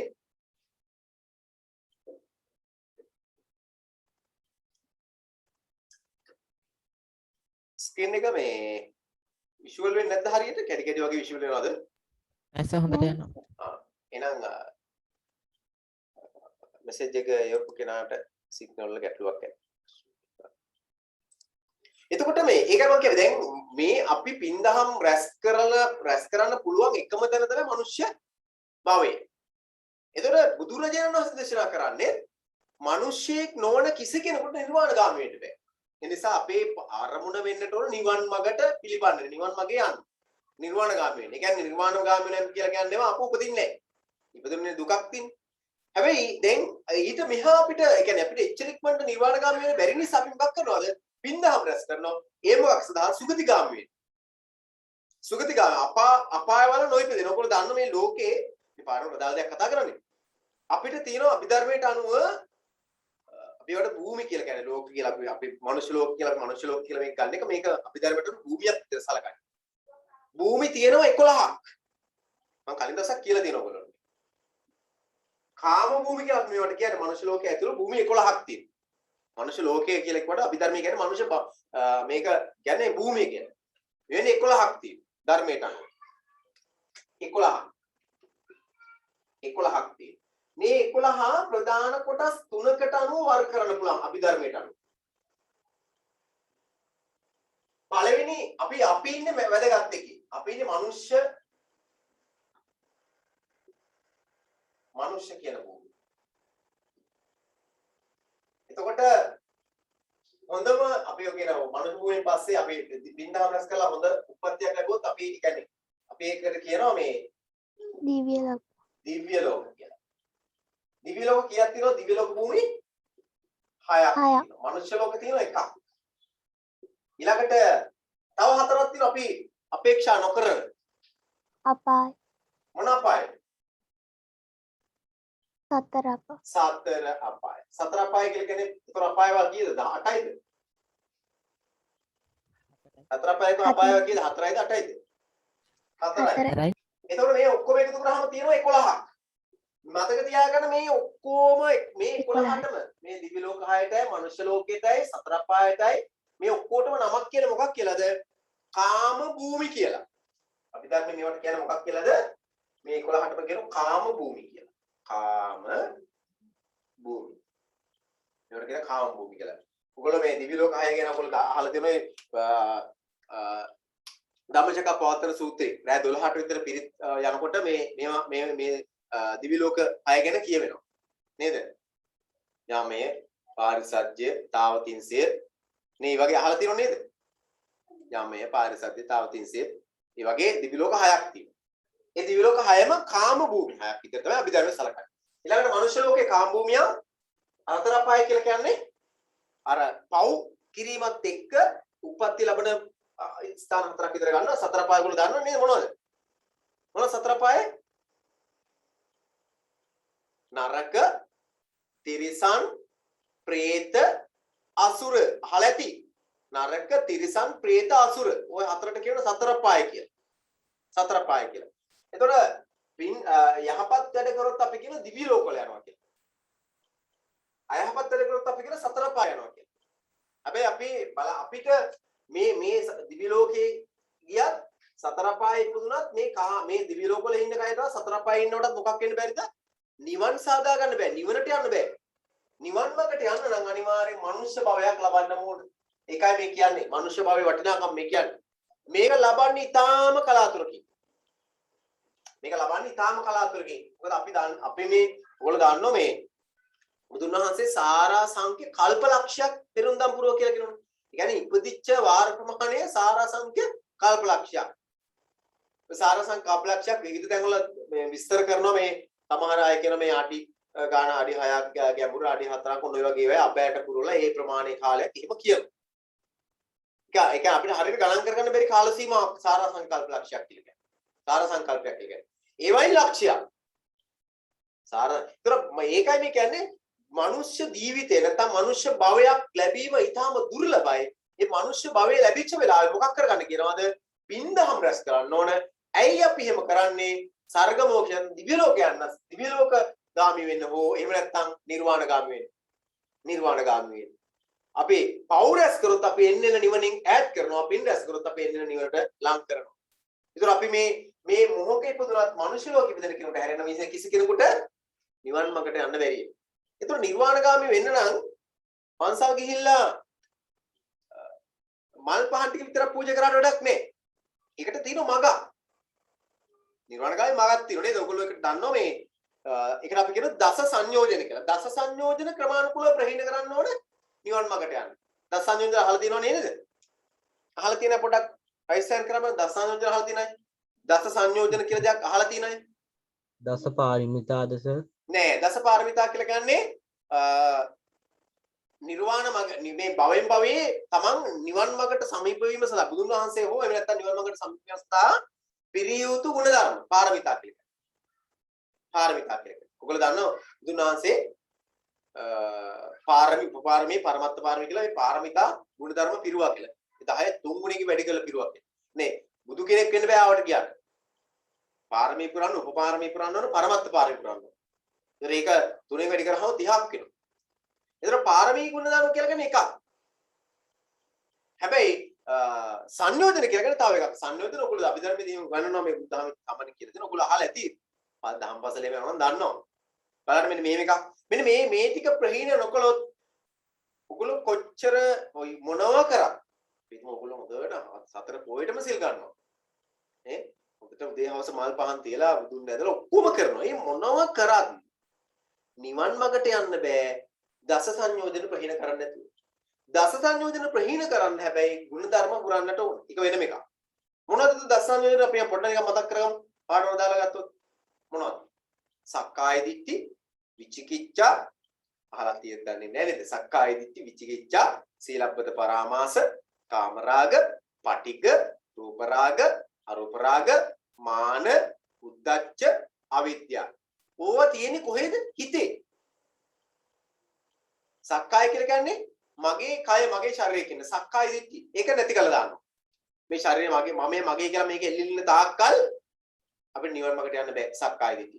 මේක ලොකු විස්තරයක්. මේක එකින් එක ගියන් පස්සේ සෝවාන් සකුදාගාමී අනාගාමී අරහත් කියන පියවර ඒක අපි 8කට බෙදලා සෝවාන් මාර්ගයේ සෝවාන් ඵලය එම් බෙදලා එක තැන් වලට වෙන්න පුළුවන්. මේක සක්කාය දිට්ඨි විචිකිච්ඡා සීලබ්බත පරාමාස කියන ඒවායින් භාගයක් නැති කරගත්තාම මෙතන තියෙන එහෙම තියෙනවා. සක්කාය දිට්ඨි කියලා මගේ ශරීරය කියන එක නැති කරන්න ඕන. විචිකිච්ඡා කියලා කියන්නේ සැකය, බුදුන් කෙරෙහි ඇති සැකය, බුදුන්ගේ ධර්මයේ කෙරෙහි ඇති සැකය, උන්වහන්සේගේ සංඝ රත්නයේ කෙරෙහි ඇති සැකය, ඒව ප්‍රහීන කරන්න ඕන. ඒව නැති කළා දාන්න. සීලබ්බත පරාමාස කියලා කියන්නේ විවිධ සිල්ලුතුදී ඒව ප්‍රහීන කළා දාන්න ඕන. ඒවා අදහස අත්හැරලා දාන්න ඕන. ඒවෙන් නිවන් මාර්ගේ යන්න පුළුවන් කියලා තියෙන අදහස අත්හැරලා දාන්න ඕන. මේ විදිහට කාමරාග කියලා කියන කාමයට තියෙන ආශාව ඒව නැති කළා දාන්න ඕන. රූපරාග කියලා කියන රූපෙට තියෙන ආශාව ඒක නැති කළා දාන්න ඕන. ඒ කියන්නේ රූපාවචර බ්‍රහ්ම ලෝක. රූප කියන්නේ මේ පේන රූපේනේ රූපාවචර බ්‍රහ්ම ලෝක කියන්නේ. අරූපරාග කියලා අරූපාවචර බ්‍රහ්ම ලෝක කියන එක තියෙන ආසාව. ඒ කියන්නේ දිව්‍ය ලෝකවල ඉපදින ආසාවක් කාට හරි තියෙනවා ඒත් නිවන් මාර්ගට යන්න බෑ. මානය කියලා කියන්නේ මැනීම නේද? මේ මානය ගැන තියෙන අදහස අතරින්නට ඕන. උද්ධච්ච කියලා කියන්නේ සිතේ එහෙ මෙහෙ අනේක. විචිකිච්ඡා උද්ධච්ච අමරාග රූපරාග අරූපරාග මාන උද්ධච්ච අවිද්‍යාව. අවිද්‍යාව කියලා කියන්නේ සැකේ. හරි. මම එතනින් කතා කරන්නේ නැහැ. පළවෙනි පාඩමේ 21 වෙනි පාඩමේ පළවෙනි කවියට අදාළව අදහසක් ඕගොල්ලෝ එකතු කරගත්තා. මේ මනුෂ්‍ය භවයක් ලැබෙන්න ඉතාම දුර්ලභයි. අපි දන්නේ ආයේ කවද මනුෂ්‍ය භවයක් ලැබෙයිද කියලා. ඒක නිසා පුළුවන් තරම් පින්දහම් රැස් කරන්න ඕන. පින්දහම් රැස් කරන අතර මොකද කරන්න ඕන? නිවන් මාර්ගට අවශ්‍ය කටයුතු සලසා ගන්නට ඕන. පින්දහම් රැස් කරොත් මොකද වෙන්නේ? පින්දහම් රැස් කරාම නිවන් මාර්ගට යන්න තියෙන අවකාශ ටිකක් ලඟ වෙනවා තමයි. හැබැයි පින්දහම් රැස් කිරීමෙන් වෙන්නේ තව භවයක අපි ඉපදින්නේ. ඉපදීම බුදුන් වහන්සේ කියනවා මොකක් කියලාද? පවක් කියලා. ඉපදින එක පවක්. දුකක්. ඉපදීම දුකක්. එතකොට ඉපදින්න තමයි අපි පින්දහම් රැස් කරන්නේ. හරිනම් අපි කරන්නේ පින්දහම් රැස් කරන එකටත් වඩා නිවන් මාර්ගට අවශ්‍ය කරන ඒ ගුණ ධර්මයන් පුරන එක. දස සමාධිය ප්‍රහීන කරමින් ඒව කරනවා. හරි. මම ඉතින් එහා කතා කරන්නේ නැහැ. එහෙනම් ඔන්න පළවෙනි කවිය එක පාඩම් කරලා ඒක දෙවෙනි කවියට අපි යනවා. ඊළඟ දවසේ පාඩම් කරගන්න තියෙන එක. අත්වැඩ පරවැඩ සමව සිතන්නේ මෙත්සිත සවසත කෙරෙහි කරන්නේ එත්බැරි නම් තොප සසර ගෙවන්නේ සෙත්පුර සැප කෙලෙසකද ලබන්නේ. අයි පාරක් කියමු. අත්වැඩ පරවැඩ සමව සිතන්නේ මෙත්සිත සවසත කෙරෙහි කරන්නේ එත්බැරි නම් තොප සසර ගෙවන්නේ සෙත්පුර සැප කෙලෙසකද ලබන්නේ. ඔය කවිය මෙන්න මේ වචන ටිකක් අවධානය යොමු කරලා මෙන්න මේ වචන ටික අත්වැඩ පළවෙනි වචනේ තමයි අත්වැඩ. අත්තර කියලා කියන්නේ තමන්ගේ වැඩ. අත්තර කියලා කියන්නේ තමන්ගේ වැඩ. එහෙනම් පරවැඩ කියලා කාගෙද මොකද්ද? පරවැඩ කියන්නේ අනුන්ගේ වැඩ. ඔව් අන් අයගේ වැඩ. ඒ අනුන්ගේ වැඩ කියලා කියන්නේ අනුන් වෙනුවෙන් කරන වැඩ නෙවෙයි. ඔය අනුන් ගැන සිතීම. පරවැඩ කියලා කියන්නේ අනුන් ගැන සිතීම. අත්තර කියලා කියන්නේ තමන් ගැන සිතීම. පරවැඩ කියලා කියන්නේ අන් අය ගැන සිතීම. අත්තර පරවැඩ සමව සිතන්නේ. තමන් ගැන සිතීමත් අනුන් ගැන සිතීමත් තමන් වෙනුවෙන් කටයුතු කිරීමත් අනුන් වෙනුවෙන් කටයුතු කිරීමත් දෙකම සමානව සලකන්න. තමන් වගේම අනෙක් කෙනාත් කියලා සමගාමීව. අත්තර පරවැඩ. ඊළඟ වචනේ තමයි එත් බැරි නම් මෙත්සිත කියලා කියන්නේ දන්නවනේ මෙත්සිත කියලා කියන්නේ මොකද්ද? මෛත්‍රී සිත මෛත්‍රී සිත. සෞසත කියලා කියන්නේ සෞසත කියන්නේ සතුන් සියලු සත්වයා සියලු සතුන් කෙරෙහි කරන්නේ එත් බැරි නම් තොප සසර ගෙවන්නේ එත් බැරි නම් කියලා ගන්නේ එත් බැරි නම් බැරි නම් ඔය ඒත් බැරි නම් ඒක කරන්න බැරි නම් අන් අයත් තමනුත් සමානයි කියලා සලකන්නට ඕන. ඒ වගේම හැම සත්වෙක් කෙරෙම කරුණාව දක්වන්නට ඕන, මෛත්‍රී දක්වන්නට ඕන. එහෙම කරන්න බැරි නම් ඒක කරන්න බැරි නම් ඉසේ කරන්න බැරි නම් මොකක්ද වෙන්නේ? සෙත්පුර සැප කෙලෙසකද ලබන්නේ. සෙත්පුර කියලා කියන්නේ නිවන. සෙත්පුර කියලා නිවන. වෙනත් අර්ථයකින් අපි කියනවා නම් සෙත්පුර කියලා කියන්නේ ශාන්තිය ලැබෙන ස්ථානය. සෙත් කියලා කියන්නේ ශාන්තියනේ. සෙත් කියන වචනේ අර්ථය තමයි ශාන්තිය.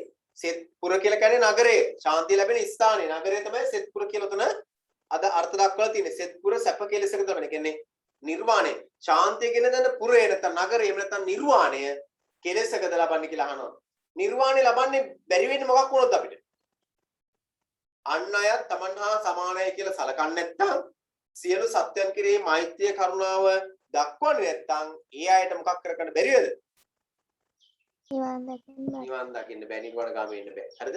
හරි. තා එකපාරක් කවි කියලා අපි අවසන් කරමු මේ කොටස. කියමු. අත්වැඩ පරවැඩ සමව සිතන්නේ මෙත්සිත සෞසත කෙරෙහි කරන්නේ එත්බැරි නම් තොප සසර ගෙවන්නේ සෙත්පුර සැප කෙලෙසකද ලබන්නේ. කවි පාඩම් කරනකොට ඔයගොල්ලෝ මතක තියාගන්න මෙන්න මෙහෙම පාඩම් කරන්න. කොහොමද පාඩම් කරන්නේ? පාඩම් කළ යුත්තේ කවි පදේ දිහා බලලා අදාළ වචනේ අර්ථය මෙනෙහි කරන ගමන් පාඩම් කරන්න. අමතක වෙන්නේ නැහැ ලේසි. ලේසියෙන් අමතක වෙන්නේ නැහැ. ගොඩක් අයට කවි අමතක වෙන්න හේතුව තමයි කවියේ වචනේ පාඩම් කරනවා. වචනේ හඬ පාලනය කරනවා. ඒ කියන්නේ හඬ පාඩම් කරනවා. වචනේ හඬ පාඩම් කරනවා. වචනේ අර්ථය නෙමෙයි පාඩම්. අර්ථයෙන් නෙමෙයි වචනේ පාඩම් කරන්නේ. දැන් අත්වැඩ පරවැඩ සමව සිතන්න අපි හිතනවා මනසින් හිතනවා. අත්වැඩ පරවැඩ සමව සිතන්නේ. මහා ගැඹුරු අර්ථයක් නෑනේ. අත්වැඩ පරවැඩ සමව සිතන්නේ. මෙත්සිත සෞසත කෙරෙහි කරන්නේ මෛත්‍රිය සෑම සත්‍යය කෙරෙහිම. මෛත්‍රී කරුණාව සෑම සත්‍යය කෙරෙහිම කළ යුතු දැක්විය යුතුයි. ඉද්දෙරනම් තොප සසර ගෙවන්නේ. මේවා කරන්න බැරි වුණොත් ඔයාට මොකද කරන්න වෙන්නේ? සාසරේම තමයි ජීවත් වෙන්නේ. උපදින්න වෙනවා, මැරෙන්න වෙනවා. උපදින්න වෙනවා, මැරෙන්න වෙනවා. සෙත්පුර කෙලෙසකද සෙත්පුර සැප කෙලෙසකද ලබන්නේ. ඔය ශාන්තිපුරයේ සැප නැත්නම් නිවන් සැප වෙන ඉතින් කොහොම ලබා ගන්නද? නිවන් සැප කොහොම ළඟා කර ගන්නද? සෙත් කියලා කියන්නේ ශාන්තිය කියන එක. ශාන්තිය කියන නගරේ නැත්නම් ඔත වෙන අර්ථයෙන් අපි ගත්තොත් නිවන් පුරේ සැප කොහොම ලබා ගන්නද කියලා අහන්න. මේ කියන විදිහට. හරිද? හරිනම් මම එතනින් නවත්තනවා. ඔන්න ඊළඟ කවි ඊළඟ දසු පාඩම් කරගන්න. විනාඩි 15කට හරි පන්තියත් එක්ක සම්බන්ධ වෙන්න. අවසාන මොහොතේක රැඳිලා ඉන්න එපා. දැන් පන්තිය පටන් ගත්තන් පස්සේ සම්බන්ධ වෙච්ච ඉන්නවා 4 දෙනෙක්. හරිද? එතකොට නම් ටික මතකයි මම බලමු තව වෙලාව වුණොත් මේව මගහරින්න එපා. මේක මගහරින්න ඒ කියන්නේ මේ ඔයගොල්ලෝ මම මේ යොමු කරලා තියෙන්නේ මේ සිංහල මයි ටීචර්ස් එකටත් දාලා තියෙන්නේ මේ පාර ප්‍රතිඵලයේ ගණිකු අයගේ කමෙන්ට් කීපයක් තව තියෙනවා. මම කොහොමද දැම්මේ නැහැ මොකද කරදරයක් නිසා. හැම කෙනාටම අදහසක් තියෙනවා. ඒ තමයි සිංහල පන්ති අපිට පාඩම් කෙරෙව අවශ්‍ය ටික. ඒකක් ගන්න පහසුනේ පාඩම් කරන නිසා. පාඩම් කරන්නේ නැති කාටවත්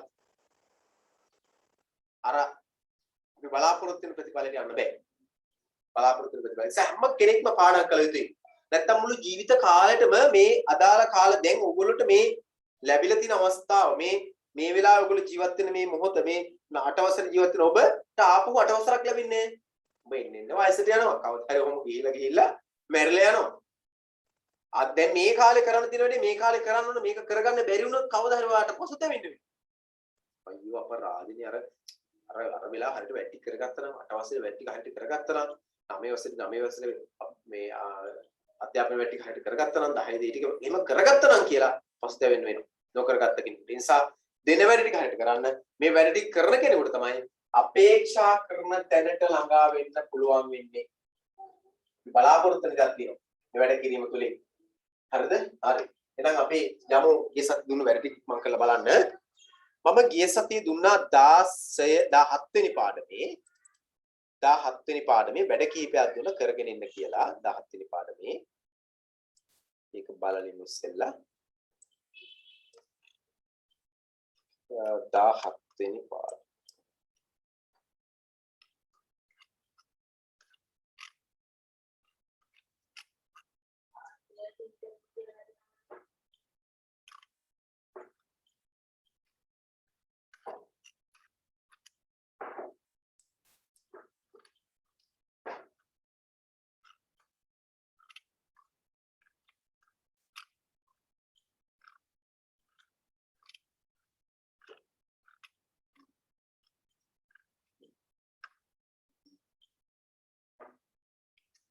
මේ නාට්‍යයේ දැක්වෙන චරිත නම් කරන්න.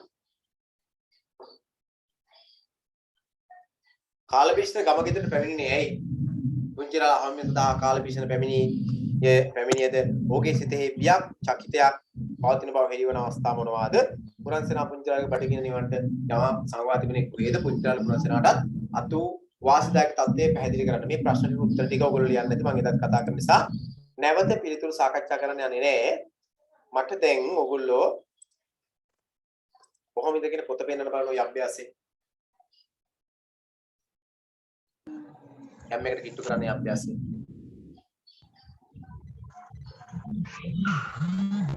මං කියනකම් කැමරේට අල්ලන් ඉන්න පොත කුෂානි හරි ලසින්දි හරි කොෂිත හරි තුලක්ෂි හරි ලෝෂදි හරි නෙත්මි හරි අවිෂ්කාරි මිනුක චුට්ටක් කුස්සන් තව පොත උඩට හරි මිනුක හරි නිමේෂ හරි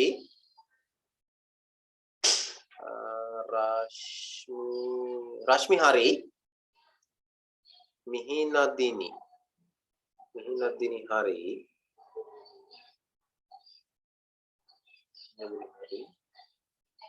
අනිත් අය මොකෝ අනිත් අය මොකද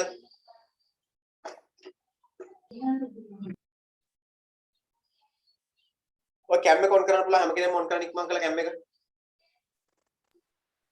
සර් ගිය සතියේ ඉන්න බැරි වුණා සිග්නල් නැති හින්දා. කවුද? රයිස් සෙන්ඩ් කරන්නේ කවුද? ජනිත්ද? ඔව් සර්. ජනිත් දැන් වැඩ කරේම නැද්ද? නෑ සර් ගිය සතියේ ඉන්න බැරි වුණා. ඔයා කැම් එක නැද්ද?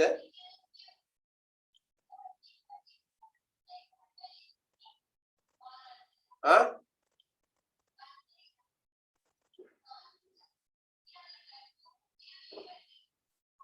දැන් මම ජනිත්ලා ගෙදරට කතා කරන මේ ඇයි කියලා අහන්න. දැන් මේ සාමාන්‍යයෙන් මෙහෙමයි. මතක තියාගන්න පෙරළම හැම කෙනෙක්ම කැම් එක ඔන් කරන්න ඕන. ඔන් කරලා තියාගන්න. මේ මොකද මේ සමහර වෙලාවට දැන් මේ මම මේ අපේක්ෂා අපි කියන කරන ක්‍රමවේදය වැඩ ටිකක් තියෙන මේ වැඩ ටික හරියට කෙරෙන්න එපායි. කවුරු හරි කෙනෙක් දැන් ඔන්ලයින් පන්තියක් නැතුව ඕපන් සාමාන්‍ය පන්තියක් තිබ්බනම් කෙනෙකුට කියන්න පුළුවන් ගිසති ආවේ නැහැ. එහෙම එක්ස්කියුස් එකක් දෙන්න පුළුවන් එහෙම අවස්ථාවක්. හැබැයි ඔන්ලයින් පන්තියක් කරලා ඒකේ වීඩියෝ එකක් අප්ලෝඩ් කරලා නේද? ඕනනම් කෙනෙකුට මයි ටීචර්ස් යන කම්මැලි එකමක් තියෙනවා වීඩියෝ එක මගෙන් ඉල්ලුවොත් ලින්ක් එක දෙන්න කියලා මම එහෙම උනත් දෙනවා. ඒතර කලින් සතියේ බැරි ටික කරන්න බලන්නේ. අවශ්‍ය කැම කෝඩ් කරලා තියන්න. හරිද? එතකොට ඒක නිසා මේ කාටවත් කියන්න බෑ මේ වැඩ ටික කරන්න බැරුණා ගිය සතියේ හිටියේ අරක මේක වෙන උත්තර බෑ කියන්න.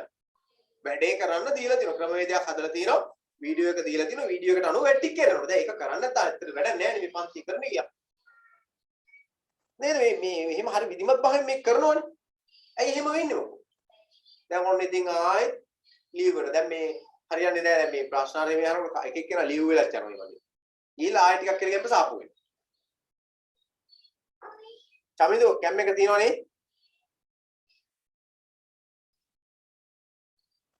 ජනිත් නෙත්සර අනිත් අය පුළුවන් නම් එයාට කැම් එක ඔන් කරන්න පුළුවන් වෙනවනේ. කැම් එක නැති අය රයිස් හෑන්ඩ් කරන්න රයිස් හෑන්ඩ් කරලා තියන්න. ඒතර මම දන්නේ කැම් එක නැහැ කියලා. මේක කරන්න බෑ. වැඩ කරනවා නම් අපි ඔන්ලයින් කරමු. බොරු කරනවා නම් අයින් වෙලා යන්න. මොකද මේකේ වැඩ කරන්න අත්‍යවශ්‍ය මම දන්නවා වැඩ කරන්න උවමනාවක් තියෙන කීප දෙනෙක් ඉන්නවා. ඒතර ඒ අයත් එක්ක අපිට මේක වැඩ ටික කරා යන්න පුළුවන්. වැඩ කරන්න උවමනාවක් නැත්නම් කිසිසේත්ම පන්තිත් එක්ක සම්බන්ධ වෙන්න එපා. කිසි තේරුමක් නැහැ. කිසි තේරුමක් නැහැ. හරිනේ? හරි. මම තව සතියක් දෙකක් බලලා රිමූව් කරලා දානවා මේ පන්තියෙන් මේ දුන්නු වැඩ කරන්නේ නැත්නම් කැම් එක ඔන් කරලා ඒ වැඩ ටික පෙන්වන්නේ නැත්නම් ඒ වැඩක් නේ පන්ති තියාගන්න බෑනේ අපිට. හරිද? හරි. ඊළඟට අපි ගත්තොත් එහෙම තව වැඩ දෙකක් දුන්න කරන්න කියලා. මේ පාඩම ප්‍රදාන. එකක් තමයි නාට්‍ය පිටපතේ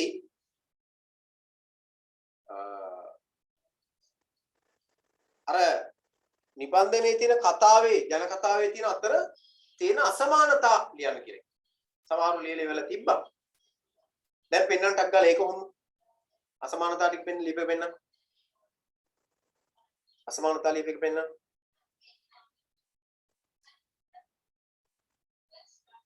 අසමාන විනාඩියක් දෙන්න මට. චිල්කි හරි. මම ලියලාද කියලා බලන්න මේක. ලෝෂදී තාත් පොඩ්ඩක් කැමරා කිට්ටු කරන්න.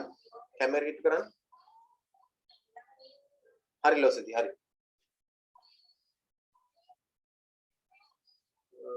විනාඩියක් දෙන්න තව. නෙත්මි හරි. මිහිනදිනි හරි. මිනුක හරි. ලස්සින්දි හරි.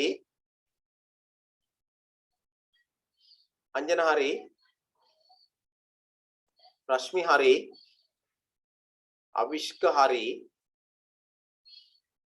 ඊළඟට කවුද? කෝෂිත හරි. කෝෂිත හරි. කෝෂිත ගොඩාක් ක්ලියර්. ඊළඟට නෙත්සර හරි. දමිදු වැඩ කරාද?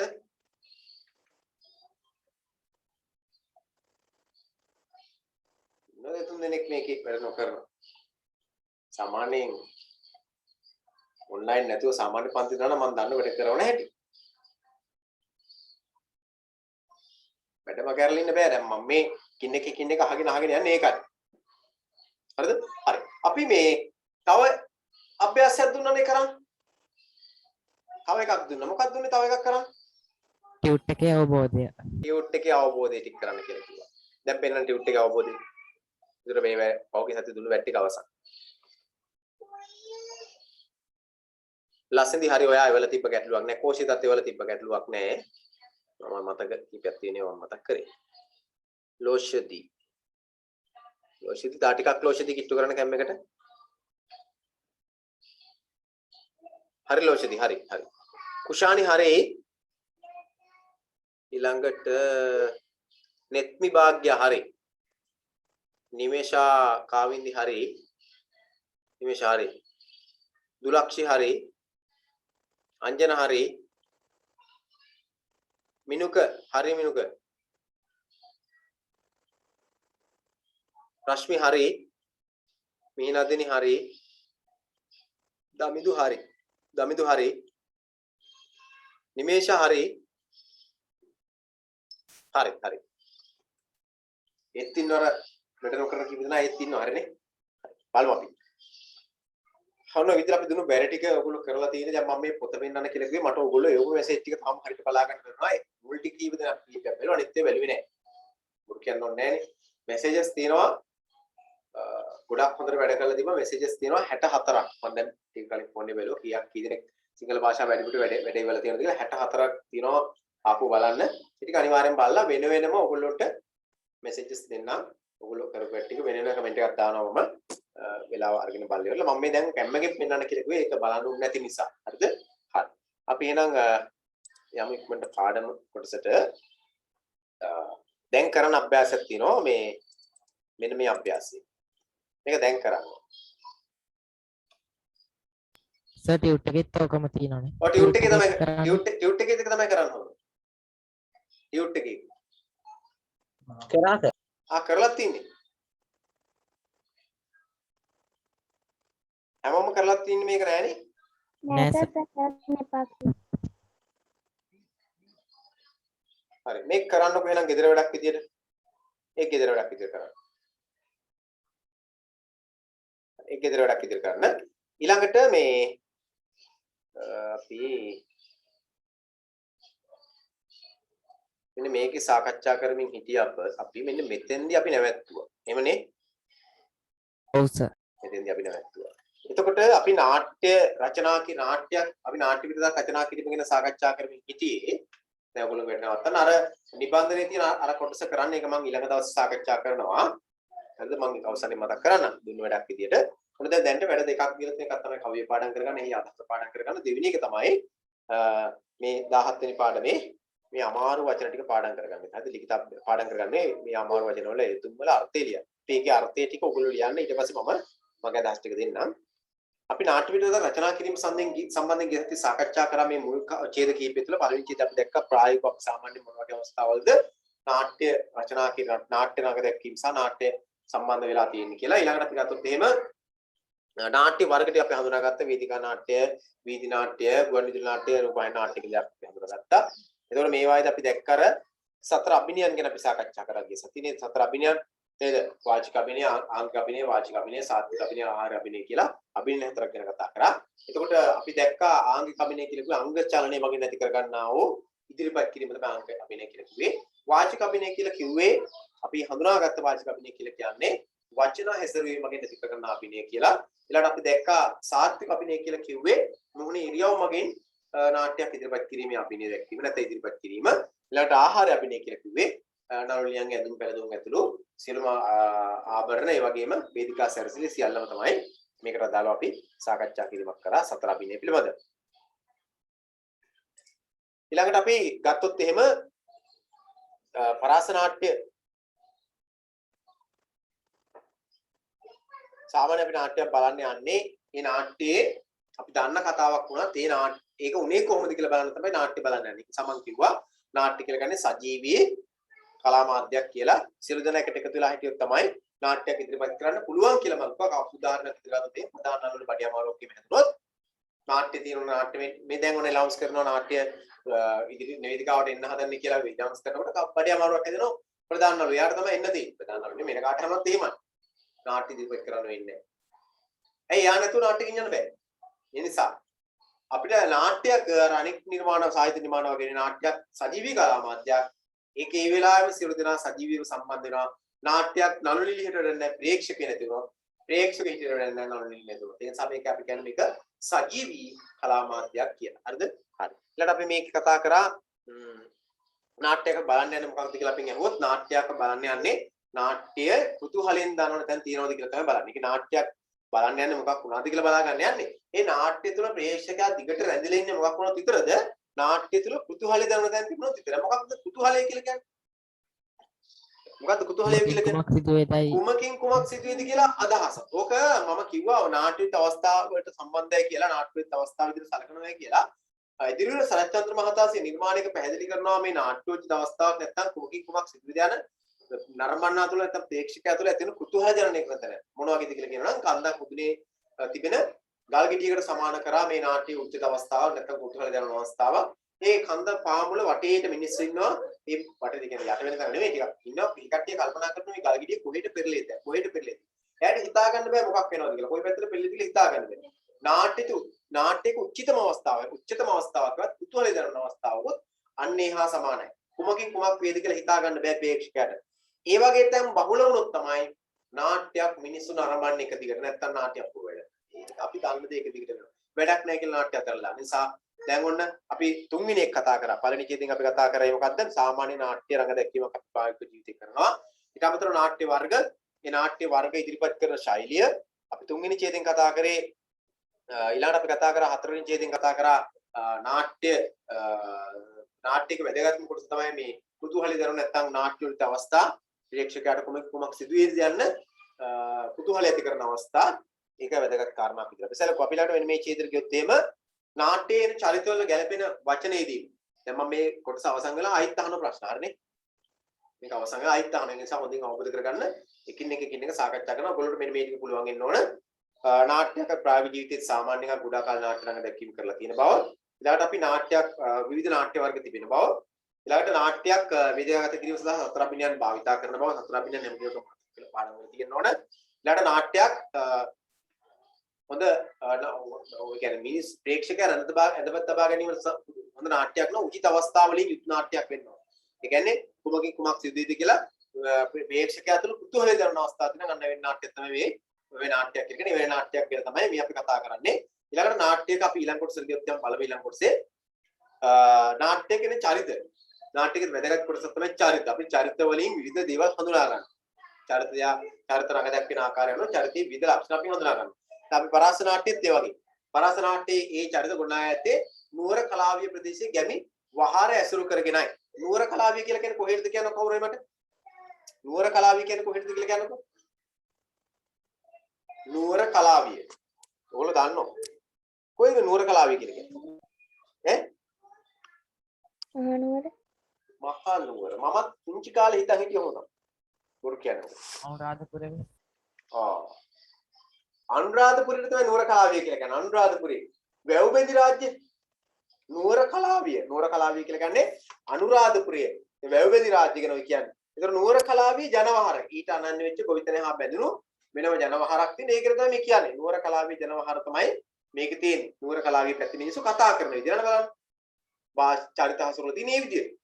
ගැමි වහර ගැමි වචන භාවිතා කරලා තියෙනවා. ඊළඟට මේ අනෙතෙන්දී අර චරිත වලට ගැළපෙන වචන භාවිතා කරන භාෂා භාවිතය නාට්‍ය රසවත් කරන්න හේතු වෙනවා. මේ නාට්‍ය රසවත් කිරීම සඳහා මෙහි එන වචන ඉතාමත්ම වැදගත් වෙලා තියෙනවා. අපි මේ ඡේදයෙන් කතා කරන්නේ නාට්‍යයක් රචනා කිරීමේදී භාවිතා කරන මාතෘකාව අපි ඉදිරියට ගත්තොත් නාට්‍ය රචනා කිරීමේදී භාවිතා කරන භාෂාව ගැන කතා කරන්නේ. මේ ඡේදයේ මොකක් ගැනද? භාෂාව ගැන. මම අවසානයේ අපු පොඩක් කරනවා. මේකේ තියෙන භාෂාව ගැන. මේකේ තියෙන නාට්‍යයක උචිත අවස්ථා ගැන. නාට්‍යයකට උචිත අවස්ථා, කුතුහල දරන අවස්ථා කියන එක. මේක අපි එච්චර දෙයක් කතා කරන්නේ නැහැ. මේකේ තියෙන්නේ නාට්‍ය වර්ග සහ නාට්‍ය ඉදිරිපත් කරන ආකාර 4. නාට්‍යක ඉදිරිපත් කිරීමේදී අභිනය 4. මේකේ තියෙන ප්‍රායෝගික ජීවිතයේ කුඩා කාලේ අපි නාට්‍ය නොදැනුවත් නාට්‍ය ඉදිරිපත් කරන අවස්ථාව. ඒ වගේ ඡේදෙන් ඡේදන අපිට අදහසක් එකතු කර ගැනීම හැකියාව තියෙනවා. ඒතකොට මේ සංවාද ලියීමේදී අදාළ විරාම ලකුණු නිවැරදි වීම අත්‍යවශ්‍යයි. දිවස් උච්චාරණයේදී හඬ පාලනය කළ යුතු ආකාරය හා නළුවා හෝ නිලිය හෝ කරන ප්‍රකාශ නාරවන්නට අවධාරණය කරන ආකාරය පිළිබඳ අවබෝධ දෙන්නට විරාම ලකුණු මගින් කරන්න පුළුවන්. විරාම ලකුණු මගින් කෙරෙන්නේ යන්නේ ඒක. විරාම ලකුණු සංවාද ලියීමේදී විරාම ලකුණු අත්‍යවශ්‍ය කාරණාවක් බව තමයි මේකෙදි කියන්නේ. ඒ වගේම නාට්‍ය පිටපතක විරාම ලකුණු වගේම සංවාදවල විරාම ලකුණු වගේම රංග විධාන වැදගත්. රංග විධාන. ඒ අවස්ථාවේ ඒ සංවාදයට වරහන් තුල සඳහන් කළ යුතුය. පරාස නාට්‍යයේදී එලෙස රංග විධාන අටහන් කර ඇති ආකාරය බලන නාට්‍ය රචනා කිරීමේදී ඉතාම වැදගත් කරුණක් නිසා මේ රංග විධාන ගැන මතකයේ තබා ගන්න. රංග විධාන මතක තියාගන්න කියලා කියන්නේ. රංග විධාන කියන මොනවද කියලා අපි කලින් කතා කරලා තියෙනවා. අපි අවසාන ඡේදෙට ගියොත් එහෙම හොඳින් අවබෝධ කරගන්න නාට්‍යයක පිටපත හඳුන්වන්නේ නාට්‍ය පෙළ කියලා. මොන පිටපතට සමාන නමක් තමයි නාට්‍ය පෙළ. සාමාන්‍ය නාට්‍යයක පෙළ කියවන්නේ වෙනම ඉන්නේ. ඕගොල්ලෝ පොත්ින් සම මේක අයින් කරනවා. නාට්‍යයක පෙළ කියවන්නේ කියලා. මොකද ඔය නාට්‍යයක් කියලා කියන්නේ ගොඩක් වෙලාවට හොඳ නාට්‍යයක් නම් හොඳ සජීවී නාට්‍යයක් නම් ඒ නාට්‍යයේ නළු නිළියෝ ඒවායේ දෙබස් පාඩම් කරගෙන තියෙනවා. එතකොට ඇතැම් අවස්ථාවල දෙබසක් පොඩ්ඩක් එහෙම්මින් අමතක වෙන්න පුළුවන්. පොඩියක්. ඒක නිසා මොකද කරන්නේ නාට්‍ය පෙළ මතක් කරන කෙනෙක් වෙනම වේදිකාවේ පසුබිමේ ඉන්නවා. යා ඉතින් ආසන්න ඉඳගෙන පොඩි මතක් කිරීමක් කරනවා. දැන් චුට්ටක් මුළු පළවෙනි වචනේ කියනකොටම දෙබස මොකද්ද කියලා දන්නවනලු හොනිලිය. ඒතර එයා ඒක කියනවා. නාට්‍ය පෙළ කියලා කියන්නේ නාට්‍ය පිටපත. නාට්‍ය පෙළ කියවන්න කියලා කියනවා. ඉතින් නාට්‍ය පෙළ රචනා කරනකොට බොහෝ දේවල් මේ දැනගෙන තියෙන්නට ඕන. විශේෂයෙන්ම නාට්‍ය රචකයා නාට්‍ය රචනය සඳහා සුසු කතාවක් තෝරගන්නට ඕන. නාට්‍ය පිටපත රචනා කරන්න හරි අමාරු වැඩක්. නාට්‍ය පිටපත රචනා කරන කෙනා රචකයා නාට්‍යේන සියලුම චරිත රඟ දැක්වෙන ආකාරය ඔවුන්ගේ දෙපස් නාට්‍ය ආරම්භය අවසානයේ හොඳට දැනගෙන ඉන්න ඕන. නිසා නාට්‍ය පිටපත රචනා කරන ගාවට කියලා කරන්න පුළුවන් එකක් නෙවෙයි කියලා මේ කියන්නේ. හරිද? ඒතර හොඳ කතාවක් තෝරගන්න මේ කතාව කිය යුතු ඒකත් සඳහා හොඳ දේශනා පොතපත් හොඳට කියවලා තියෙනවනේ. ජන කතා, ජාතක කතා, සුරංගනා කතා, උපමා කතා මේ ආදී ඔයවලු නාට්‍ය රචනා කරන්න පුළුවන්. එමෙන්න නාට්‍ය රචනා කර කියාගේ පරිකල්පනය. පරිකල්පනය කියලා කියන්නේ මොකද්ද? මොකද්ද පරිකල්පනය කියන්නේ?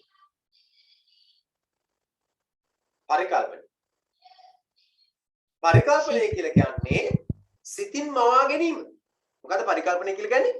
සිතින් මවා ගන්න එක පරිකල්පනය කියලා කියන්නේ. ඒතකොට නාට්‍ය පිටපත අර අනිත් සාහිත්‍ය නිර්මාණ වගේම පරිකල්පන ශක්තිය නාට්‍ය පිටපත රචකයාටත් තියෙනවා. ගීත රචකයාට, කවි රචකයාට, නවකතා කෙටිකතා රචකයාට වගේම නාට්‍ය පිටපත රචනා කරනකොටත් පරිකල්පන ශක්තිය තියෙනවා. ඒ කියන්නේ සිතින් මවා ගන්න ඕනේ මේ චරිත වෙන මෙහෙමයි මම ඉදිරිපත් කරන්නේ. මෙහෙම දෙයක් තමයි මේක තියෙන්නේ කියලා. ඒ නිසා නාට්‍ය පිටපත රචනා කිරීම විතරක් ලේසි වැඩක් නෙවෙයි. ජනකතා, ජාතක කතා, සුරංගනා කතා පදනම් කරගත් නාට්‍ය විදිහට නරි බෑන එළව ගිහින් මෙලවාවා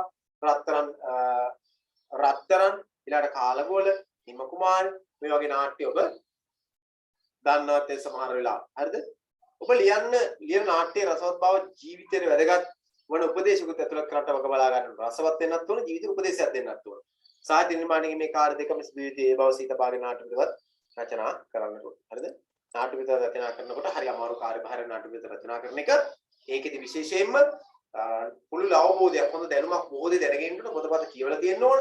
ඊළඟට නාට්‍ය රචනා කරන කෙනා හොඳ පරිකල්පන ශක්තියක් තියෙනවා. නාට්‍යයේ චරිත හැසිරෙන ආකාරය කොහොමද මේ චරිතය හැසිරෙන්නේ? මේ චරිතය කොහොමද හසුරවන්නට ඕන? වැදගත්ම කාරණාව ඊට එහා ගිය දෙයක් තියෙනවා. ඒ තමයි ඕනම සාහිත්‍ය නිර්මාණයක රසයක් තියෙන්න ඕනේ. රසයක් තියෙන ඔබ රස ගැනීමට නාට්‍යයෙන් රසයක් ඇති වෙන්න ඕනේ. හැබැයි නාට්‍යයක් හෝ මෙඩ සාහිත්‍යයක් හෝ රසය විතරක් තිබීම ප්‍රමාණවත් නැහැ. රසය විතරක් තිබුණට වැඩක් නැහැ. ඒ රසයෙන් පස්සේ රසය ඉවරුණාන් පස්සේ ජීවිතේට එකතු වෙන දෙයක් තියෙන. ඒක නිසා ඇන්ටන් චෙකෝව් කියනවා නාට්‍ය කියලා කියන්නේ හොඳට අහගන්න සමාජයට මේ බලන්න මම ඒක ලියන්නම්.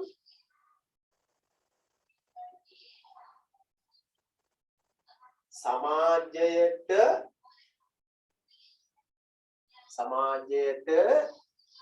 සමාසයට කියලා ලියුවේ. සමාජයට කැඩපතක්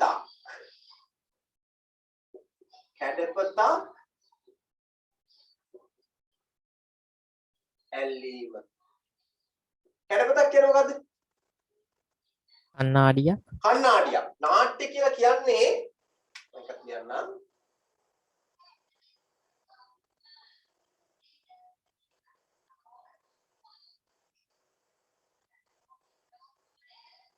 නාට්‍ය යනු සමාජයට කැඩපතක් ඇල්ලීම. ඒක තමයි අවසානයේ ඔයගොල්ලෝගේ පොතේ කිව්වේ නාට්‍යෙන් මොකක් හරි පණිවිඩයක් දෙන්න ඕන කියලා. නාට්‍ය මොකක් හරි පණිවිඩයක් දෙන්න ඕන කියලා. මේකයි කිව්වේ. ඒ කියන්නේ මෙහිමයි. දැන් අපි මොකටද කැඩපත ගාවට යන්නේ? මොකද කැඩපත ගාවට යනවනේ. බොරු කියනම හැමෝම කැඩපත ගාවට යනවනේ. නේද? අය අපි කැඩපත ගාවට යන්නේ. මොන්නේ පීර ගන්න. මොනේ පවුඩර් ටිකක් දාගන්න. එහෙම නැත්නම් ක්‍රීම් වලට කට්ටිය ඉන්නවා ක්‍රීම් ටිකක් පුලා ගන්න. නේද? මුණත් ආඩුව හොඳ ලස්සනට තියෙද කියලා බලන්න. නේද? ඔතනට ගිහලා පොඩක් රවුමක් කරකැවිලා නේද? අලුත් දෙදුමක් ඇඳලා ඒක පොඩ්ඩක් කැඩ බලන්න. නේද? ඒ හැම එකම මොකද්ද කරන්නේ? අපි අපේක්ෂා කරන හොඳ පසුබිමක් මට රූපයක් හදාගන්න හොඳ එකක්. ඒක මට පේන්නේ නැහැ. මට පේන්නේ මට පේන්න නිසා කණ්ණාඩිය ගාවට කැඩපත ගාවට ගිහලා මම බලනවා. මං ඇඳපු ෂර්ට් එක හොඳයිද? මං ඇඳපු ගවුම හොඳයිද? අපි ගෑනුම එක්ලන් ගවුම හොඳයිද? මං කොණ්ඩේ හරියට පීරලාද? කොණ්ඩේ ලස්සනට පීරලා තියනවද? නේද? පම්ප් එකේ එහෙම තියනවද හොඳට? ඒව බලනවා අපි නේද? ඕනනම් දත් ටිකක් පොඩක් පීරිත්ලා බලනවා, ලත් ටිකක් ලස්සනට තියලා ඒක ඔක්කොම බලනවා. ගමනක් කරගෙන මේ ඔක්කොම කරන්නේ අපිට අපි ගැන බලන්න බෑ අපිට පේන්නේ අපි. කැඩපතින් කරන්නේ ඒකනේ. ඒතකොට මේ නිර්මාණකරු කියන නාට්‍ය කැඩපතක් වගේ තමයි සමාජෙට. කැඩපතක් අල්ලනවා. මොකද්ද සමාජ මිනිස්සු කරන්නේ? නාට්‍ය බලලා මොකද්ද එනම් කරගන්නේ නැති මිනිස්සු? මිනිස්සු හැදෙන්න ඕන. මිනිස්සු තමන්ගේ අඩුපාඩු හදාගන්න නාට්‍ය බලලා. මොකද බොහෝ වෙලාවට ওই ගොඩක් අපි කියන නිකන් අර තමන්ගේ ඇහි තියෙන පොල් පරාලේ පේන්නේ අනුන්ගේ ඇහි තියෙන නේද? මොකද්ද කියන්නේ මේ අර පොල් කෙන්ද පේනවා කියලා කියනෝනේ. ගොඩක් වෙලාවට මිනිස්සු තමන්ගේ අඩුපාඩු දකින්නේ නැහැ. තමන්ගේ දුර්වලතාවය දකින්නේ නැහැ. තමන්ගේ හොඳ දකින්නෙත් නැහැ. සමහර මිනිස්සු තමන්ගේ හොඳ දකින්නෙත් නැහැ. හැබැයි අනුන්ගේ දේවල් ඔක්කොම පේනවා. අන්න එහෙම තමන්ගේදී තමන්ට නොපේන කෙනෙකුට නාට්‍යයක් බලන්න කියනවා. නාට්‍ය හරියට නිකන් කැඩපත වගේ ඒකේ ඉන්න චරිත එයා හිතනවා බලන කෙනා හිතනවා මේක මම වගේ. මගෙත් අඩුපාඩුව තියෙද. අර නළුවා කර වැඩේ හරියද? මං මේ වැඩේ කරන එක හොඳ නෑ නේද? අපි එහෙම කල්පනා කරන නාට්‍ය බලනවා. දැන් උදාහරණයක් විදිහට මම එකක නාට්‍ය මතක් කරනකොට හුණු වටේ කතාව දන්නවනේ. හෙන්රි ජයසේන මහතා රචනා කරලා තියෙන හුණු වටේ. හුණු වටේ කියලා කියන්නේ අර ඔයගොල්ලෝ දන්නව නේද? අර ගෘෂාය වෙන්නේ. අර අන්තිමට ළමයා බෙදා ගන්න කරන්නේ නේද? රෝමේ ගිනි ගන්නකොට පැනලා යනවා. පැනලා ගියන් පස්සේ දරුවෝ දාලා ඔක්කොම රත්තරන් බඩු ඔක්කොම අරගෙන ඒ දරුවගේ අම්මා යනවා. යා දරුවෝ බලාගෙන හිටියේ මේ කාර්යදරිය දරුවෝ අරගෙන යනවා. අනිත් ඒවා ඉතර හිතන්නේ නැහැ. ඇත්තට එතන දරුවට වැඩියෙන් ආදරය කරලා තියෙන්නේ වදපුවම නෙමෙයි හදාගන්නපු අර ගෘෂා. එතන මොකද කරන්නේ? දරුවෝ අරගෙන ගිහිල්ලා රට සාමකාමීන් පස්සේ අර අම්මා අර මාලිගාවේ ඒ රජිනිය ආපහු මේ දරුවා ඉන්න බව දැනගෙන දරුවා ඉල්ලනවා. ඊට පස්සේ නඩු කියනවා. දැන් ඇත්තටම ආදරේ කොහොමද මෙතනින්? ගෘෂා. ඒ කියන්නේ එයාව බලාගත්ත මෙහෙකාරිය. මොකද එයාගේ අම්මා එයාව දාලා ගියා අර මාලිගාවට මේ මාලිගාව ආක්‍රමණය කරන් පස්සේ එයා රත්තරන් බඩු ඔක්කොම පැක් කරගත්ත දරුවගෙන හිටන ඒ ඔක්කොම අරගෙන ගියා. ඉතින් ඒකේ අන්තිමට නඩුකාරතුමා මොකද කරන්නේ? නඩුකාරතුමා මේ දරුවා කාට දෙනවද කියලා හිතා ගන්න බෑ. දෙන්නාගෙන් බැලුවෙන් පස්සේ දෙන්නම කියන දේවල් හරි. අර එයා තමයි බිහි කරේ මේකට. මෙයා තමයි බලාගත්තේ මුළු ජීවිත කාලෙම. දැන් ඉතින් නඩුකාරට හිතා ගන්න බෑ. එහෙනුත් කලස් දෙනවා මෙහෙනුත් කලස් දෙනවා ඒවත් ගන්නවා. මේ දරුවා කාට දෙනවද කියලා හිතා ගන්න බෑ. හුණුවට එකක් තමයි මම මතක් කරන්නේ. ඒතර ඒකේ අවසානයේ නඩුකාරය මොකද කරන්නේ? සුදු පාට හුණු එකක් කෑල්ලක් අරගෙන වේදිකාව අඳිනවා. කියන්නේ හුණු වටයක් අඳිනවා. හුණු රවුමක් අඳිනවා. දැන් මට මතක් වෙන කතාව. නාට්‍ය බලපෑයි. අර දරුවව තියෙනවා ටිකක්. දරුවෙක් ඕගොල්ලෝ වයස කෙනෙක් කියලා හිතා ගන්නකො. දරුවව තියෙනවා හුණු වටේ මැදින්. තියලා අර මේ එයාව බලාගත්ත අර මෙහෙකාරියටයි මේකාට කියන එක අතකින් අල්ල ගන්න කියලා. අර එයාව වදපු මාලිගාවේදී මේ දරුවා මතක් කරලා රත්තරන් බඩු උස්සගෙන දූපු එයාගේ ඇත්තම්මට කියනවා අනිත් අතෙන් අල්ල ගන්න කියලා. කියලා ඉවරලා දෙන්නට කියනවා පුළුවන් තරම් හයියෙන් ඇදලා ගත්ත කෙනා තමයි දිනා එයාට තමයි දරුවා ලැබෙන්නේ කියලා කිව්වන් පස්සේ මොකද කරන්නේ? දෙන්නත් එක්ක දැන් ඔන්න දරුවා දින හදන්නේ. පළවෙනි වටේ මොකද වෙන්නේ? මෙහෙකාරිය දරුවා අතාරිනවා. එයාගේ අතාරිනවා. එයා දෙන්නේ නැහැ. දෙවෙනි පාර ඒ පාරත් අතාරිනවා. එයා අල්ලන්නේ නැහැ. ඒ කියන්නේ එහෙම තදට අදින්නේ නැහැ. තුන්වෙනි පාරත් අතාරිනවා. දැන් කාටද ඇත්තට දරුවා අහිමි වෙන්නට ඕනේ යාළු. මේ කාර්ය දෙරිනේ අතහැරිය දරුවා අදින්න නැතුව. ඇයි මෙහෙකාරිය ඇයි දරුවා අතහැරිය අදින්න නැතුව? දරුවට තියෙන ආදරය නිසා. දැන් ඒ අන්නේ සංසිද්ධිය අපි ගන්නෙ කොහෙන්ද? ඒ දැනුම ඒ සමාජ දැනුම අපි ගන්නෙ කොහෙන්ද? නාට්‍ය කියන මේ කැඩපත බලන්න. ওই නාට්‍ය බැලුවනම් කෙනෙක් කල්පනා කරන මොකද්ද කල්පනා කරන්නේ? ඉතින් මමත් මෙහෙමද? දැන් මමත් මේ මිනිස්සු ගැන කල්පනා කරන්නේ මෙහෙමද? නෑ මම එහෙම කල්පනා නෑ. මමත් අර ගෘෂ වගේ වෙනවා. අර මෙහෙකාරිය වගේ වෙනවා. මම ඇත්තට මිනිස්සු ආදරය කරනවා. බලෙන් යමක් එවා ගන්නේ නැහැ. අන්න ඒ වගේ සිතුවිලි. ඒකට නාට්‍යයක් බැලුවෙන් පස්සේ අපි තමන්ගේ ජීවිත මොනවාද? දැන් මට ඉතින් කියන්නකෝ මේ පරාස නාට්‍ය කැඩපතක් නම් ඔබ ඒ කැඩපත දිහා බලලා ඔබේ අඩුපාඩු හදාගන්න දේවල් කියන්නකෝ. හදාගන්න දේවල් ඔබ මොනවද ඒකෙන් ගත්ත දේවල්?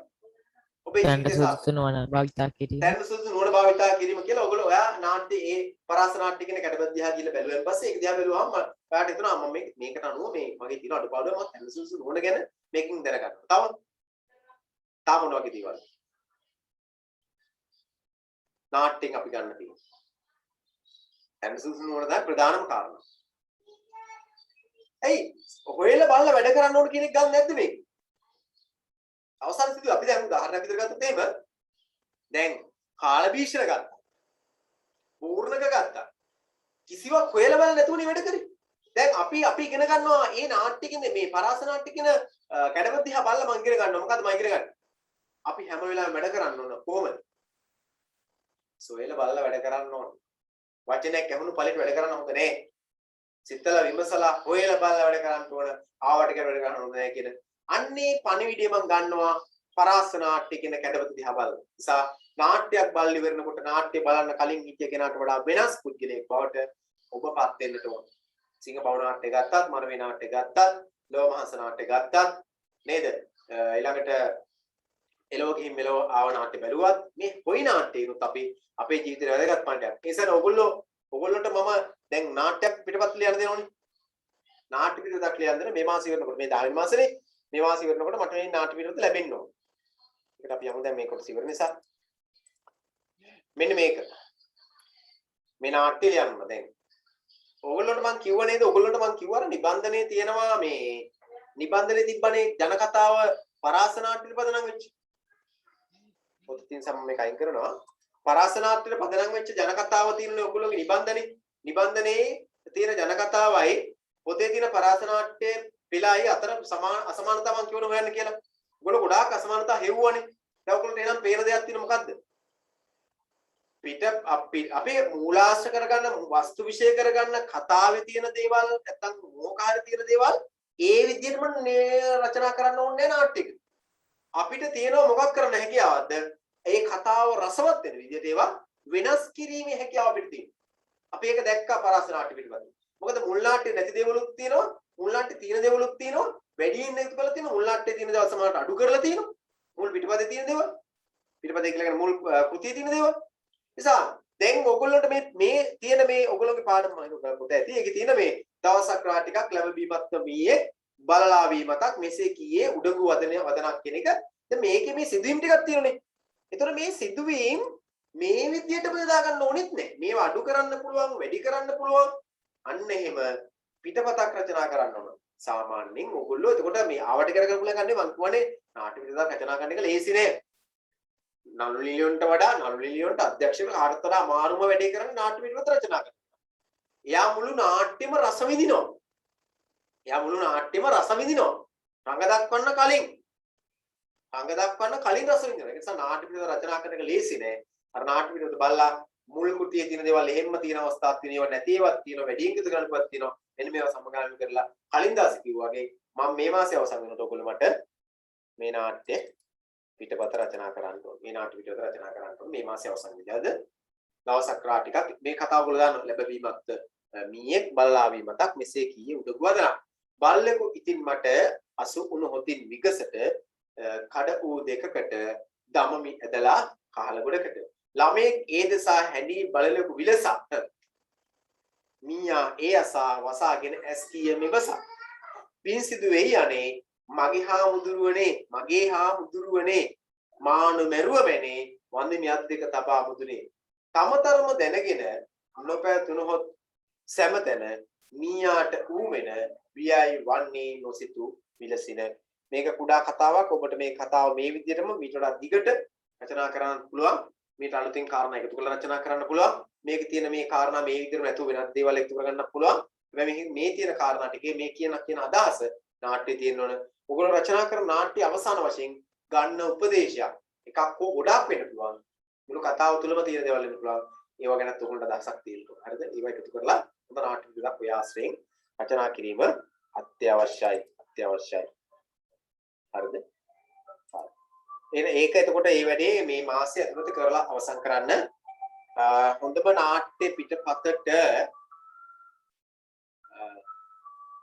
ත්‍යාගයක් ලබා දෙනවා. මම කල්ලුත් මේක කරා සාමාන්‍ය පද්ධතියක හරි පහසුනා කරන්න. ඔයගොල්ලෝ ඉන්නේ නැති නිසා ගැටලුවක් තියෙනවා. කොහොමනම් කමන්නේ හොඳ නාට්‍ය පිටපත රචනා කරන්න උත්සාහ කරන්න. ඒක වැදගත් එකක්. ඒ නාට්‍ය පිටපත පෞද්ගලික වන්න මගේ මේ සිංහල භාෂාව වැඩි පිටු දාන්න එපා. රචනා කරන නාට්‍ය පිටපත වෙන මේ වන්න මට. මගේ අංකෙට වෙන මේ වන්න නිබන්ධනයේ අංකේ තියෙන ඒ WhatsApp නම්බර් දෙකම WhatsApp තියෙන දෙකම ඕනේ එකට එවන්න. ඊට පස්සේ හොඳම එකක් නම් මම ඒක යොමු කිරීම කරන්න සිංහල භාෂාව වැඩි පිටු. එතකන් එවන්න එපා. අරකට දාන්න එපා. හරිද? හරි. එතකොට අපි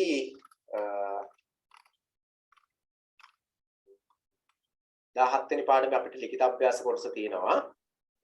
ඊළඟට තව කොටසක් තියෙන එක මතක් කරගන්න වෙන මේ කොටස. මේ බලන්න. පාඩම ඇසුරෙන් පිළිතුරු සපයන කුමකින් කුමක් වේදෝහොයි ඔබ සිත කුතුහලයෙන් පිටන අවස්ථා මොනවාදයි පැහැදිලි කරන්න. ඒක නිබන්ධනයේ ඇති ප්‍රශ්න. එකෙක් චරිතය වඩා ලබා දී ඇති රංග විධාන එක බැගින් ලියා දක්වන්න. එලිමහන් පන්තියක් ඒක ඕනේ. අර දෙක ලිව්ව නේද? නෑ සර්. හරි. ඒ නිබන්ධනයේ ඇති මට හිතෙන්නේ. මට මතක විදිහට නිබන්ධනයේ තිබ්බෝක. බලන්න නිබන්ධනයේ බලන්න පොඩ්ඩක්. නිබන්ධනයේ ඇති මේ කුතුහලී දරන අවස්ථා කියන එක. කොයිද බලන්න පොඩ්ඩක්. ටියුට් එකේ තියෙනවා සර් ඒක. ටියුට් එකේ තියෙන අන්න එක ලියන්න. ටියුට් එකේ ලියන්න. ඒකේ රංග විධාන ගැන තියෙනවා ටියුට් එකේ. තියෙනවා සර්. රංග විධාන රංග විධාන කියන එකත් ලියන්න. එහෙනම් මේ දෙක ඊළඟ දවසේකට ලියන්න ඕන. හරිද? ලියන්න විනාඩියක් දෙන්න. ඊළඟට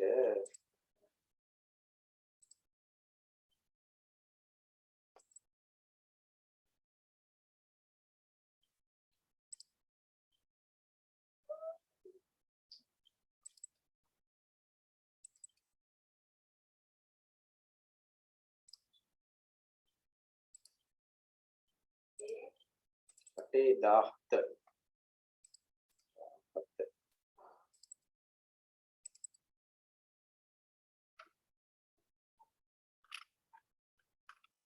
මේකේ වෙන මේ ටික ඔයගොල්ලෝ ලියන්නකෝ. ඔයගොල්ලෝ ලියන සතර අභිනයන්. හරි. එතකොට නාට්‍ය වර්ග හතර නම් කරන්නේ නැතිනේ. සතර අභිනයන් ඔයගොල්ලෝ නම් කරන්නේ නැතිනේ නේද? ආංගික අභිනය, වාචික අභිනය, සාත්වික අභිනය, ආහාර අභිනය කියලා. ඒවායේ ලක්ෂණත් ඉස්සරහින් ලියන්න.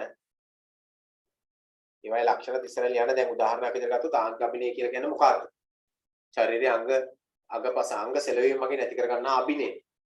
ළඟට වාචික අභිනය කියලා කියන්නේ වචන උච්චාරණය වගේ නැති කරගන්නා අභිනය. සාත්වික අභිනය කියලා කිව්වොත් මොහොනේ ඉරියව් වගේ නැති කරගන්නා අභිනය. ළඟට ආහාර අභිනය කියලා කිව්වේ නළුලියන්ගේ ඇඳුම් පැළඳුම් ආදී කියලා එහෙම පොඩි විස්තරයක් ලියන අභිනය හතර ලියලා. ඒක තමයි කියන්නේ. නාට්‍යයක ඇතුළත් කළ යුත්තේ කුමන නාට්‍යයකට ඇතුළත් කළ යුත්තේ කුමන ආකාරයේ අවස්ථාද? නාට්‍යෝචිත අවස්ථා. නාට්‍යෝචිත අවස්ථා. නාට්‍යෝචිත අවස්ථා තමයි ඇතුළත් කරන්න ඕනේ. නාට්‍යයක භාෂා භාවිතේ කවර ආකාර විය යුතුද? කවර ආකාර වෙන්න ඕනද කියලා නාට්‍යයක භාෂා භාවිතේ. මොන වගේ වෙන්න ඕනද? වලට උචිත මොන වගේ එකක් වෙන්න ඕනද? ඔයගොල්ලෝ ආයෙ පුත්‍රය මම පොඩ්ඩක් බලන්න. ඔයගොල්ලෝ පුත්‍රය චුට්ටක් බලන්න ඉන්න මට විනාඩි දෙන්න.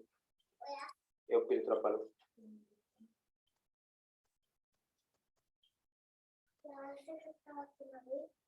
එතකොට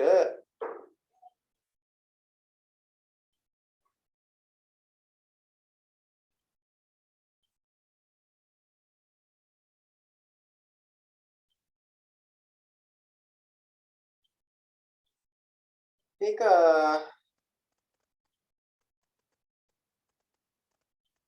ඒවල නෑ ගොඩක් අය කොෂිත එව්වද? නෑ සර්. නෑ ඒක ඒවල නෑ ගොඩක් අය. ගොඩක් කෙනෙක් එකක්වත් නෑ වගේ මට අහුන්නේ ඒව නෑ වගේ. හරි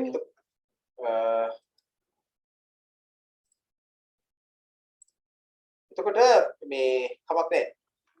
පොඩ්ඩක් බලමුකෝ අපි.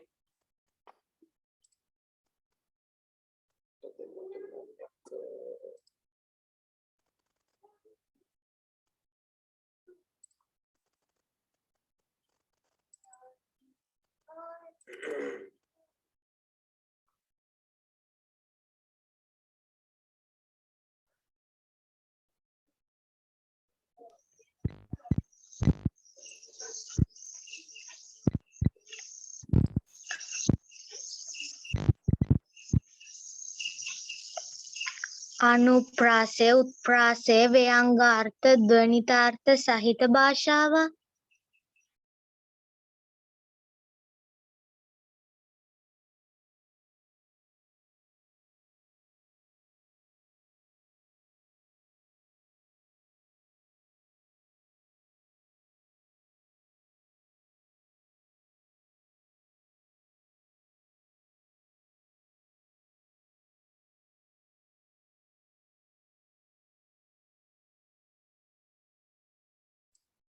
අර පාඩමේ තියෙන අදහසයි ඔය ලියන්න කියන්නේ. හරිද? පාඩමේ ඔයගොල්ලෝ ගාව තියෙන අදහස 17 වෙනි පාඩමේ අවසාන වෙන මෙතන තියෙන අදහස.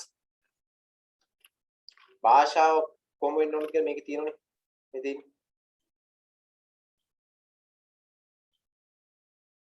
මෙන්න මේ අදහස ලියන්න ඕන. හරිද? හරි. ඊළඟට අපි ගත්තොත් එහෙම ඒකේ නාට්‍ය අතර නාට්‍යක භාෂාව භාවිතය කවර ආකාර විය යුතුද? ඊළඟට නාට්‍ය පිටපතක් රචනා කිරීමේදී විරාම ලක්ෂණවල වැදගත්කම පහදන්න. ඒක වෙනම තියෙන මේ මෙතන.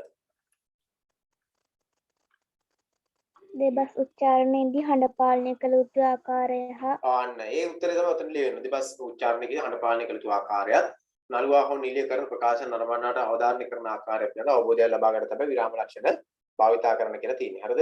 ඒක තමයි උතන උත්තරේ ඉදිරි ලියවෙන්න ඕනේ.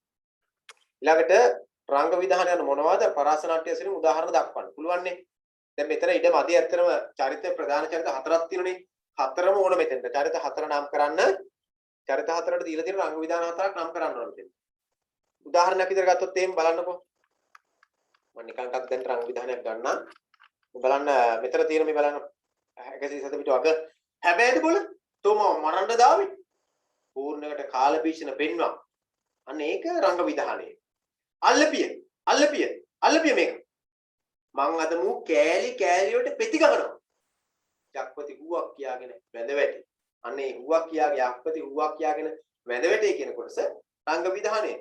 අනේ බුදුගම හාමුදුරුවනේ මාව මරන්න එපා. මගේ පණ කෙන්ද රැකගෙන යන්න ඉඩ හරින්න. වෙසමුණුන්නාන්සේ පල්ලා මං හැම පොයෙටම වීමලු පහ ගාන අරගෙනත් දෙන්න. ඉතින් ඊළඟට තියෙන පුංචිරාලේ කොටස ප්‍රේක්ෂකයන්ට අන්න රංග විධානය. වරහන් ඇතුලේ තියෙන රංග විධානය. අන්න එයින් චරිත හතරෙන් අවස්ථා හතරක් ලියන්න තියෙනවා. හරිද? චරිත හතරෙන් අවස්ථා හතරක් ලියන්න තියෙනවා රංග විධානය. ඊළඟ නාට්‍ය පෙළ රචනා කිරීමට භාවිතා කළ හැකි වස්තු විෂය තෝරාගත හැකි ශ්‍රේෂ්ඨ කීපයක් නම් කරන්න. ලේසි නේද? මොනවද? ජනකතා මොනවද ගන්න පුළුවන්? ජනකතා ජන කතා ගන්න පුළුවන්. තව ජාතක කතා ජාතක කතා පුළුවන්. තව සුරංගනා කතා පුළුවන්. අර නිබන්ධනේ අර පෙළ මේකෙත් මෙන්න මෙතන තියෙන අදහස් ටිකයි කියන්නේ. මෙන්න මෙතන තියෙනවනේ මේ. මෙතන ජන කතා, ජාතක කතා, සුරංගනා කතා, උපමා කතා, අරීසොබ්ගේ උපමා කතා වගේ ඒවා. ඒවා විතරක් නෙවෙයි හරිද? වෙනත් ඕනම ග්‍රන්ථයක තියෙනක් ගන්න. උදාහරණයක් හිත ගත්තොත් එහෙනම් අපිට නව කතාවක් වුණත් නාට්‍යයක් කරන්න පුළුවන්. කෙටි කතාවක් නාට්‍යයක් හදන්න පුළුවන්. ඊළඟට ගත්තොත් එimhe ඉතිහාස කතා දැන් උදාහරණයක් විදිහට ගත්තොත් දැන් මම අහුවොත් ඔයගොල්ලෝගේ සිංහබාහු නාට්‍ය. සිංහබාහු නාට්‍යයේ රචනා කරන්නේ මොන කතාවක් ආශ්‍රයෙන්? සිංහබාහු නාට්‍ය රචනා කරන්නේ මොන කතාවක් ආශ්‍රයෙන්? සිංහබාහු නාට්‍ය දන්නවනේ? සිංහබාහු නාට්‍ය ඔයගොල්ලෝ 10 වසරේ ඉගෙන ගන්න තියෙනවා. සිංහබාහු නාට්‍ය රචනා කරන්නේ මොන කතාවක් ආශ්‍රයෙන්? සිංහබාහු නාට්‍ය රචනා කරන්නේ අපි ඉතිහාස කතාව ආශ්‍රයෙන්. ඉතිහාසයේ මහා වංශයේ සඳහන් වන කතාවක් ආශ්‍රයෙන් තමයි මේ සිංහලයාගේ ආරම්භය පිළිබඳ සඳහන් වන කතාවක් ආශ්‍රයෙන් තමයි සිංහබාහු නාට්‍ය රචනා කරන්නේ. ඒ සිංහයා සිංහසීවලි කතාව 10 වසරේ ඉගෙන ගමු අපි. සිංහයාගේ සිංහසීවලි කතාව. ඒතර ඒක ඉතිහාස කතාව පදනම් කරගෙන තමයි රචනා වෙන්නේ. මහා වංශයේ කියන ඉතිහාස කතාව පදනම් කරගෙන.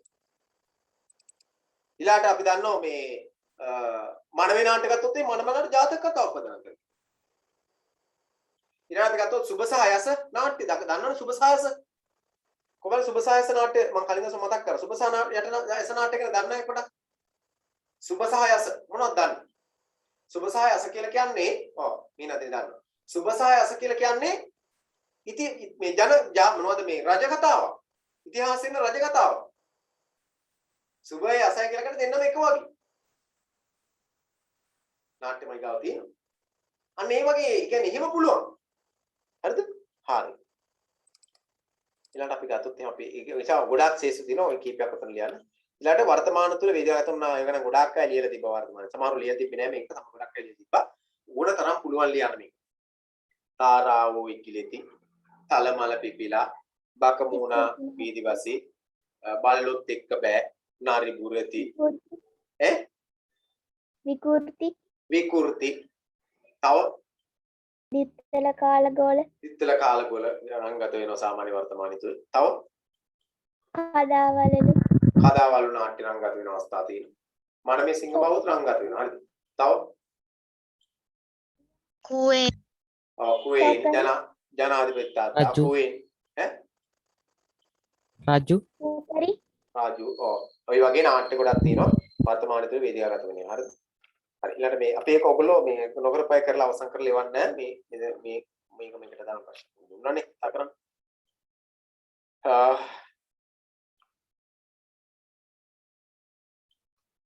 ඉතින් මේ ප්‍රශ්නට උත්තර ලියලා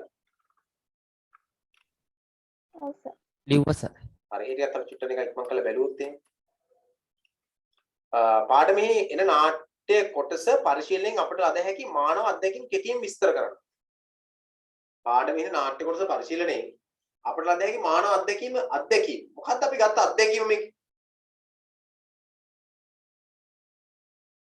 මොකක්ද අපි ගත්ත අත්දැකීම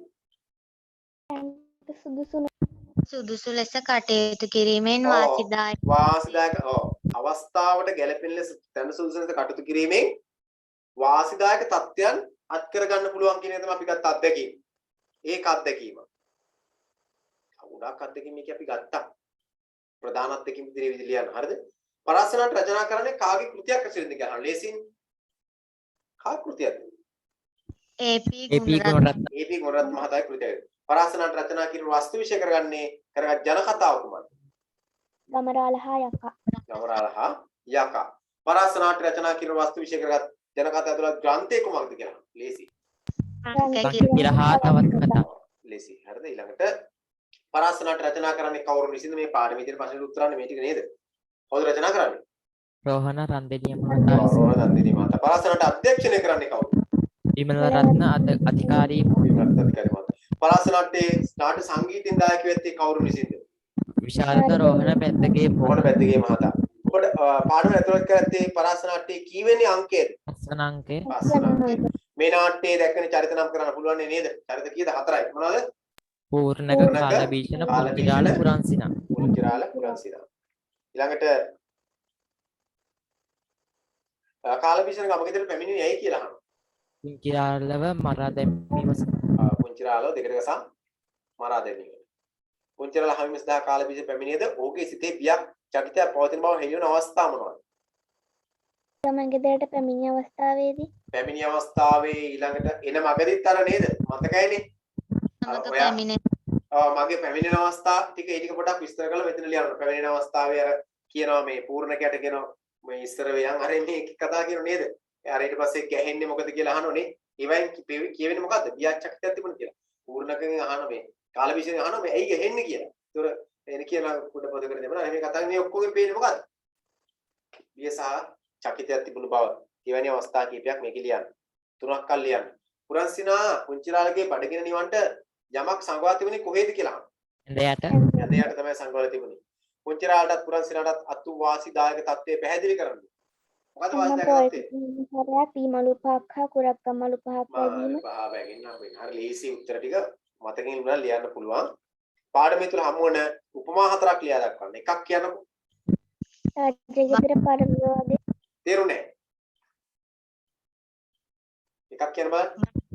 වගේ හරි. උපමා 4ක් තියෙන 4 ලියා දක්වන්න කියලා කියන්නේ. හරිද? එතන මේ නිබන්ධනේ මෙන්න මේ කොටස විතරයි ඊළඟ දවසේ කරන්න තියෙන. අනිත් ඒවා ඔයගොල්ලෝ කරලා තිබ්බි ගොඩක් සමානු කරලා තිබ්බ නිසා මම කියන්නේ. ඔය ගෙදරදි කරන් එනවද? මෙන්න මේ කොටස ගෙදරදි කරන්න. උත්සාහ කරන්න බැරි. ඒ කියන්නේ දන්නේ නැත්තම් මොනවද දන්නේ නැත්තම් එහෙම හිස් තියන්න. මේකට උත්තර මම ඊළඟ දවසේ කතා කරන එකින් එක. හරිද? එකින් එක සාකච්ඡා කරමු. ඊළඟ මේකනේ මම අර කිව්වේ ලියන්න කියලා කුමයි කොමක් සිදුවේ දෝහේ බුදවලක් ස්පීර්ණ අවස්ථාව මොනවද පැහැදිලි කරන්න කියලා කියන්නේ. එවැනි අවස්ථා දෙකක් පැහැදිලි කරන්න. එක් චරිත ලබා දී තියෙන අංග විධාන එක වැගින් ලියන්න. එකක් පුළුවන් නේ. හරිද?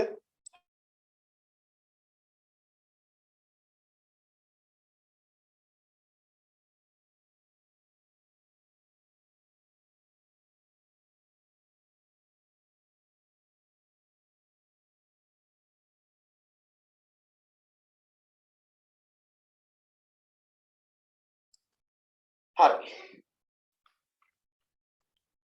මේ ටික මේ උපදේශ අරගෙන නාට්‍ය පිටක රචනා කරන මම කලින් කිව්ව වෙන්නේ පැවරුම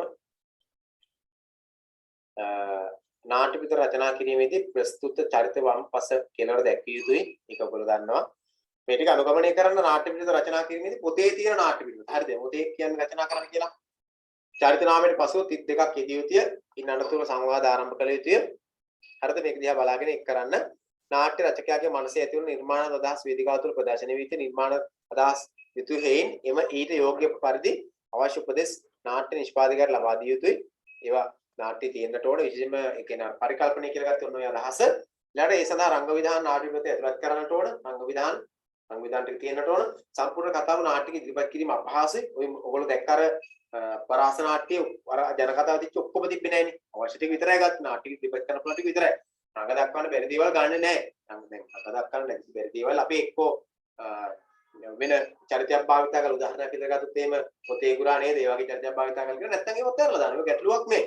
ඊළඟට නාට්‍යමය අවස්ථා පවණක් තෝරා ගන්නට උන නාට්‍යමය අවස්ථා කියලා කියන්නේ කුතුහල දෙන අවස්ථා. නාට්‍යයට ගැළපෙන අවස්ථා නාට්‍යමය අවස්ථා කියන්නේ.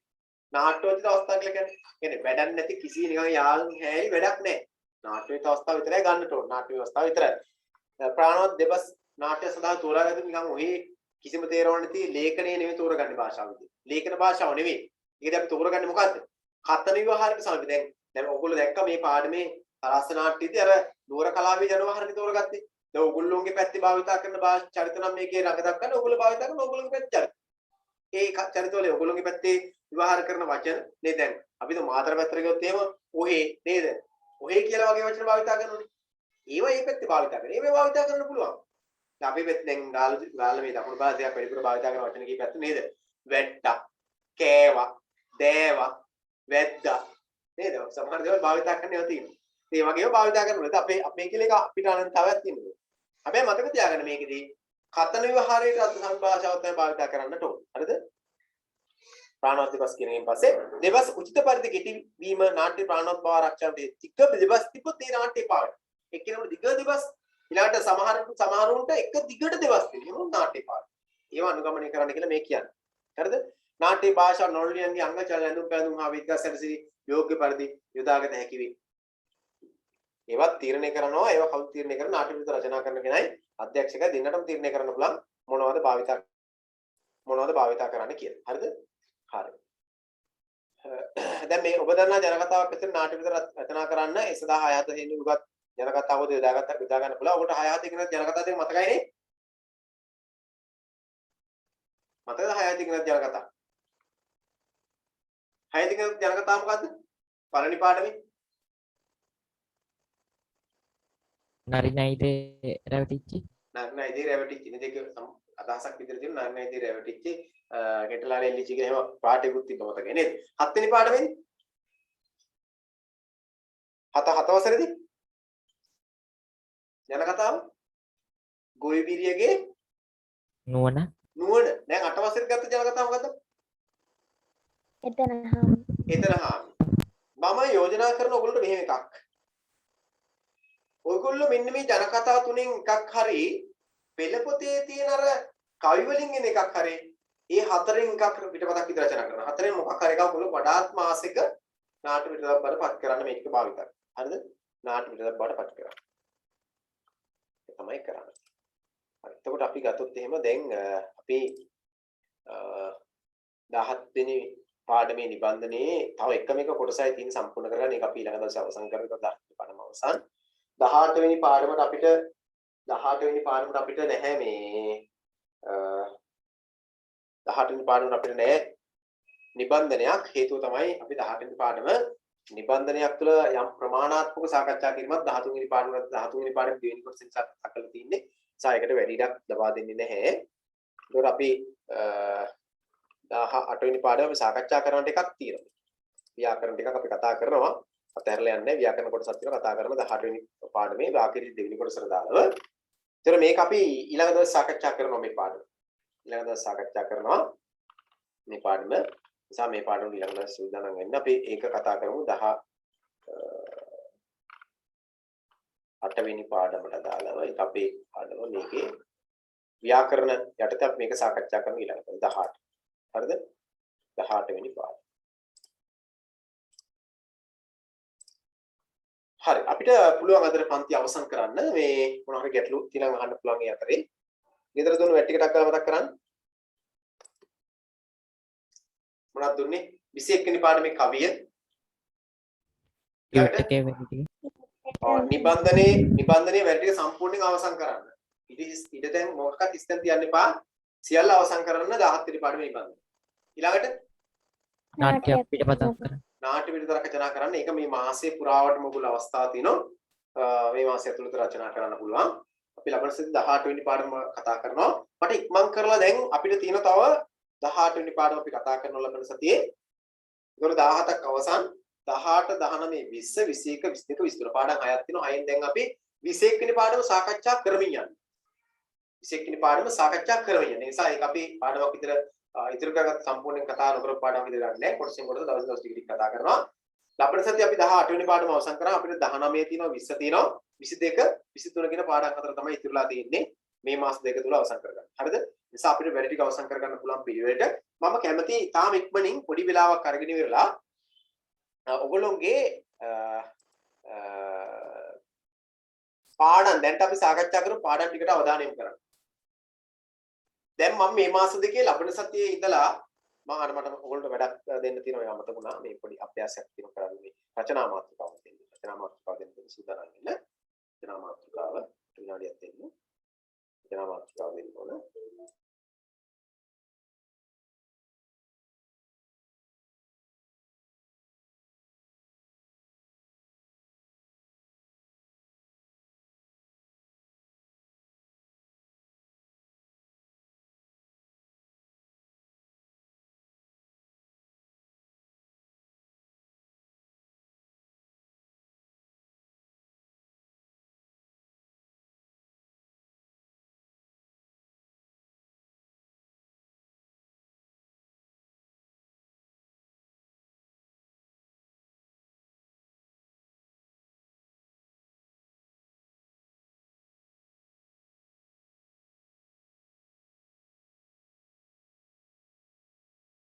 ඔයගොල්ලන්ට පුළුවන් නම් මට චුට්ටක් මතක් කරලා අපි දැන්ට ලියපු රචනා මාතෘකා කීපයක්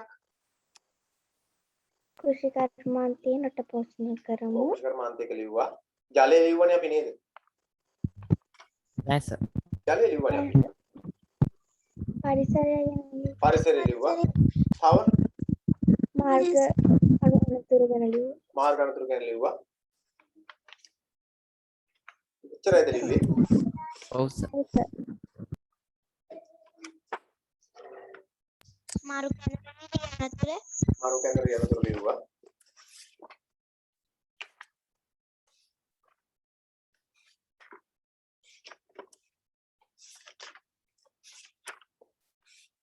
මම මෙහෙම කරන්න ඔයගොල්ලන්ට මේ මාතෘකාවක් දෙන්න බෑ. මම මාතෘකාවක් මේ අද දාන්නම් මේ WhatsApp එකට දාන්නම්. ඒක දිහා බලලා මේ මාතෘකාවට සූදානම් වෙන්න ඊළඟ දවසේ. හරිද? හරි. අනිවාර්යයෙන් සූදානම් ඊළඟ දවසේ මම කතා කරනවා. හරි. එහෙනම් අපි පන්ති අවසන් කරමු අදට. සුබ රාත්‍රියක් වේවා. අයබෝවන්. අයිබෝවන් සර්. ආයුබෝවන්. හරි. සියලුම වැඩ කරලා ඊළඟ දවසේ අයිබෝවන් සර්. පහයි කාඩ් සම්බන්ධ වෙන පන්තියට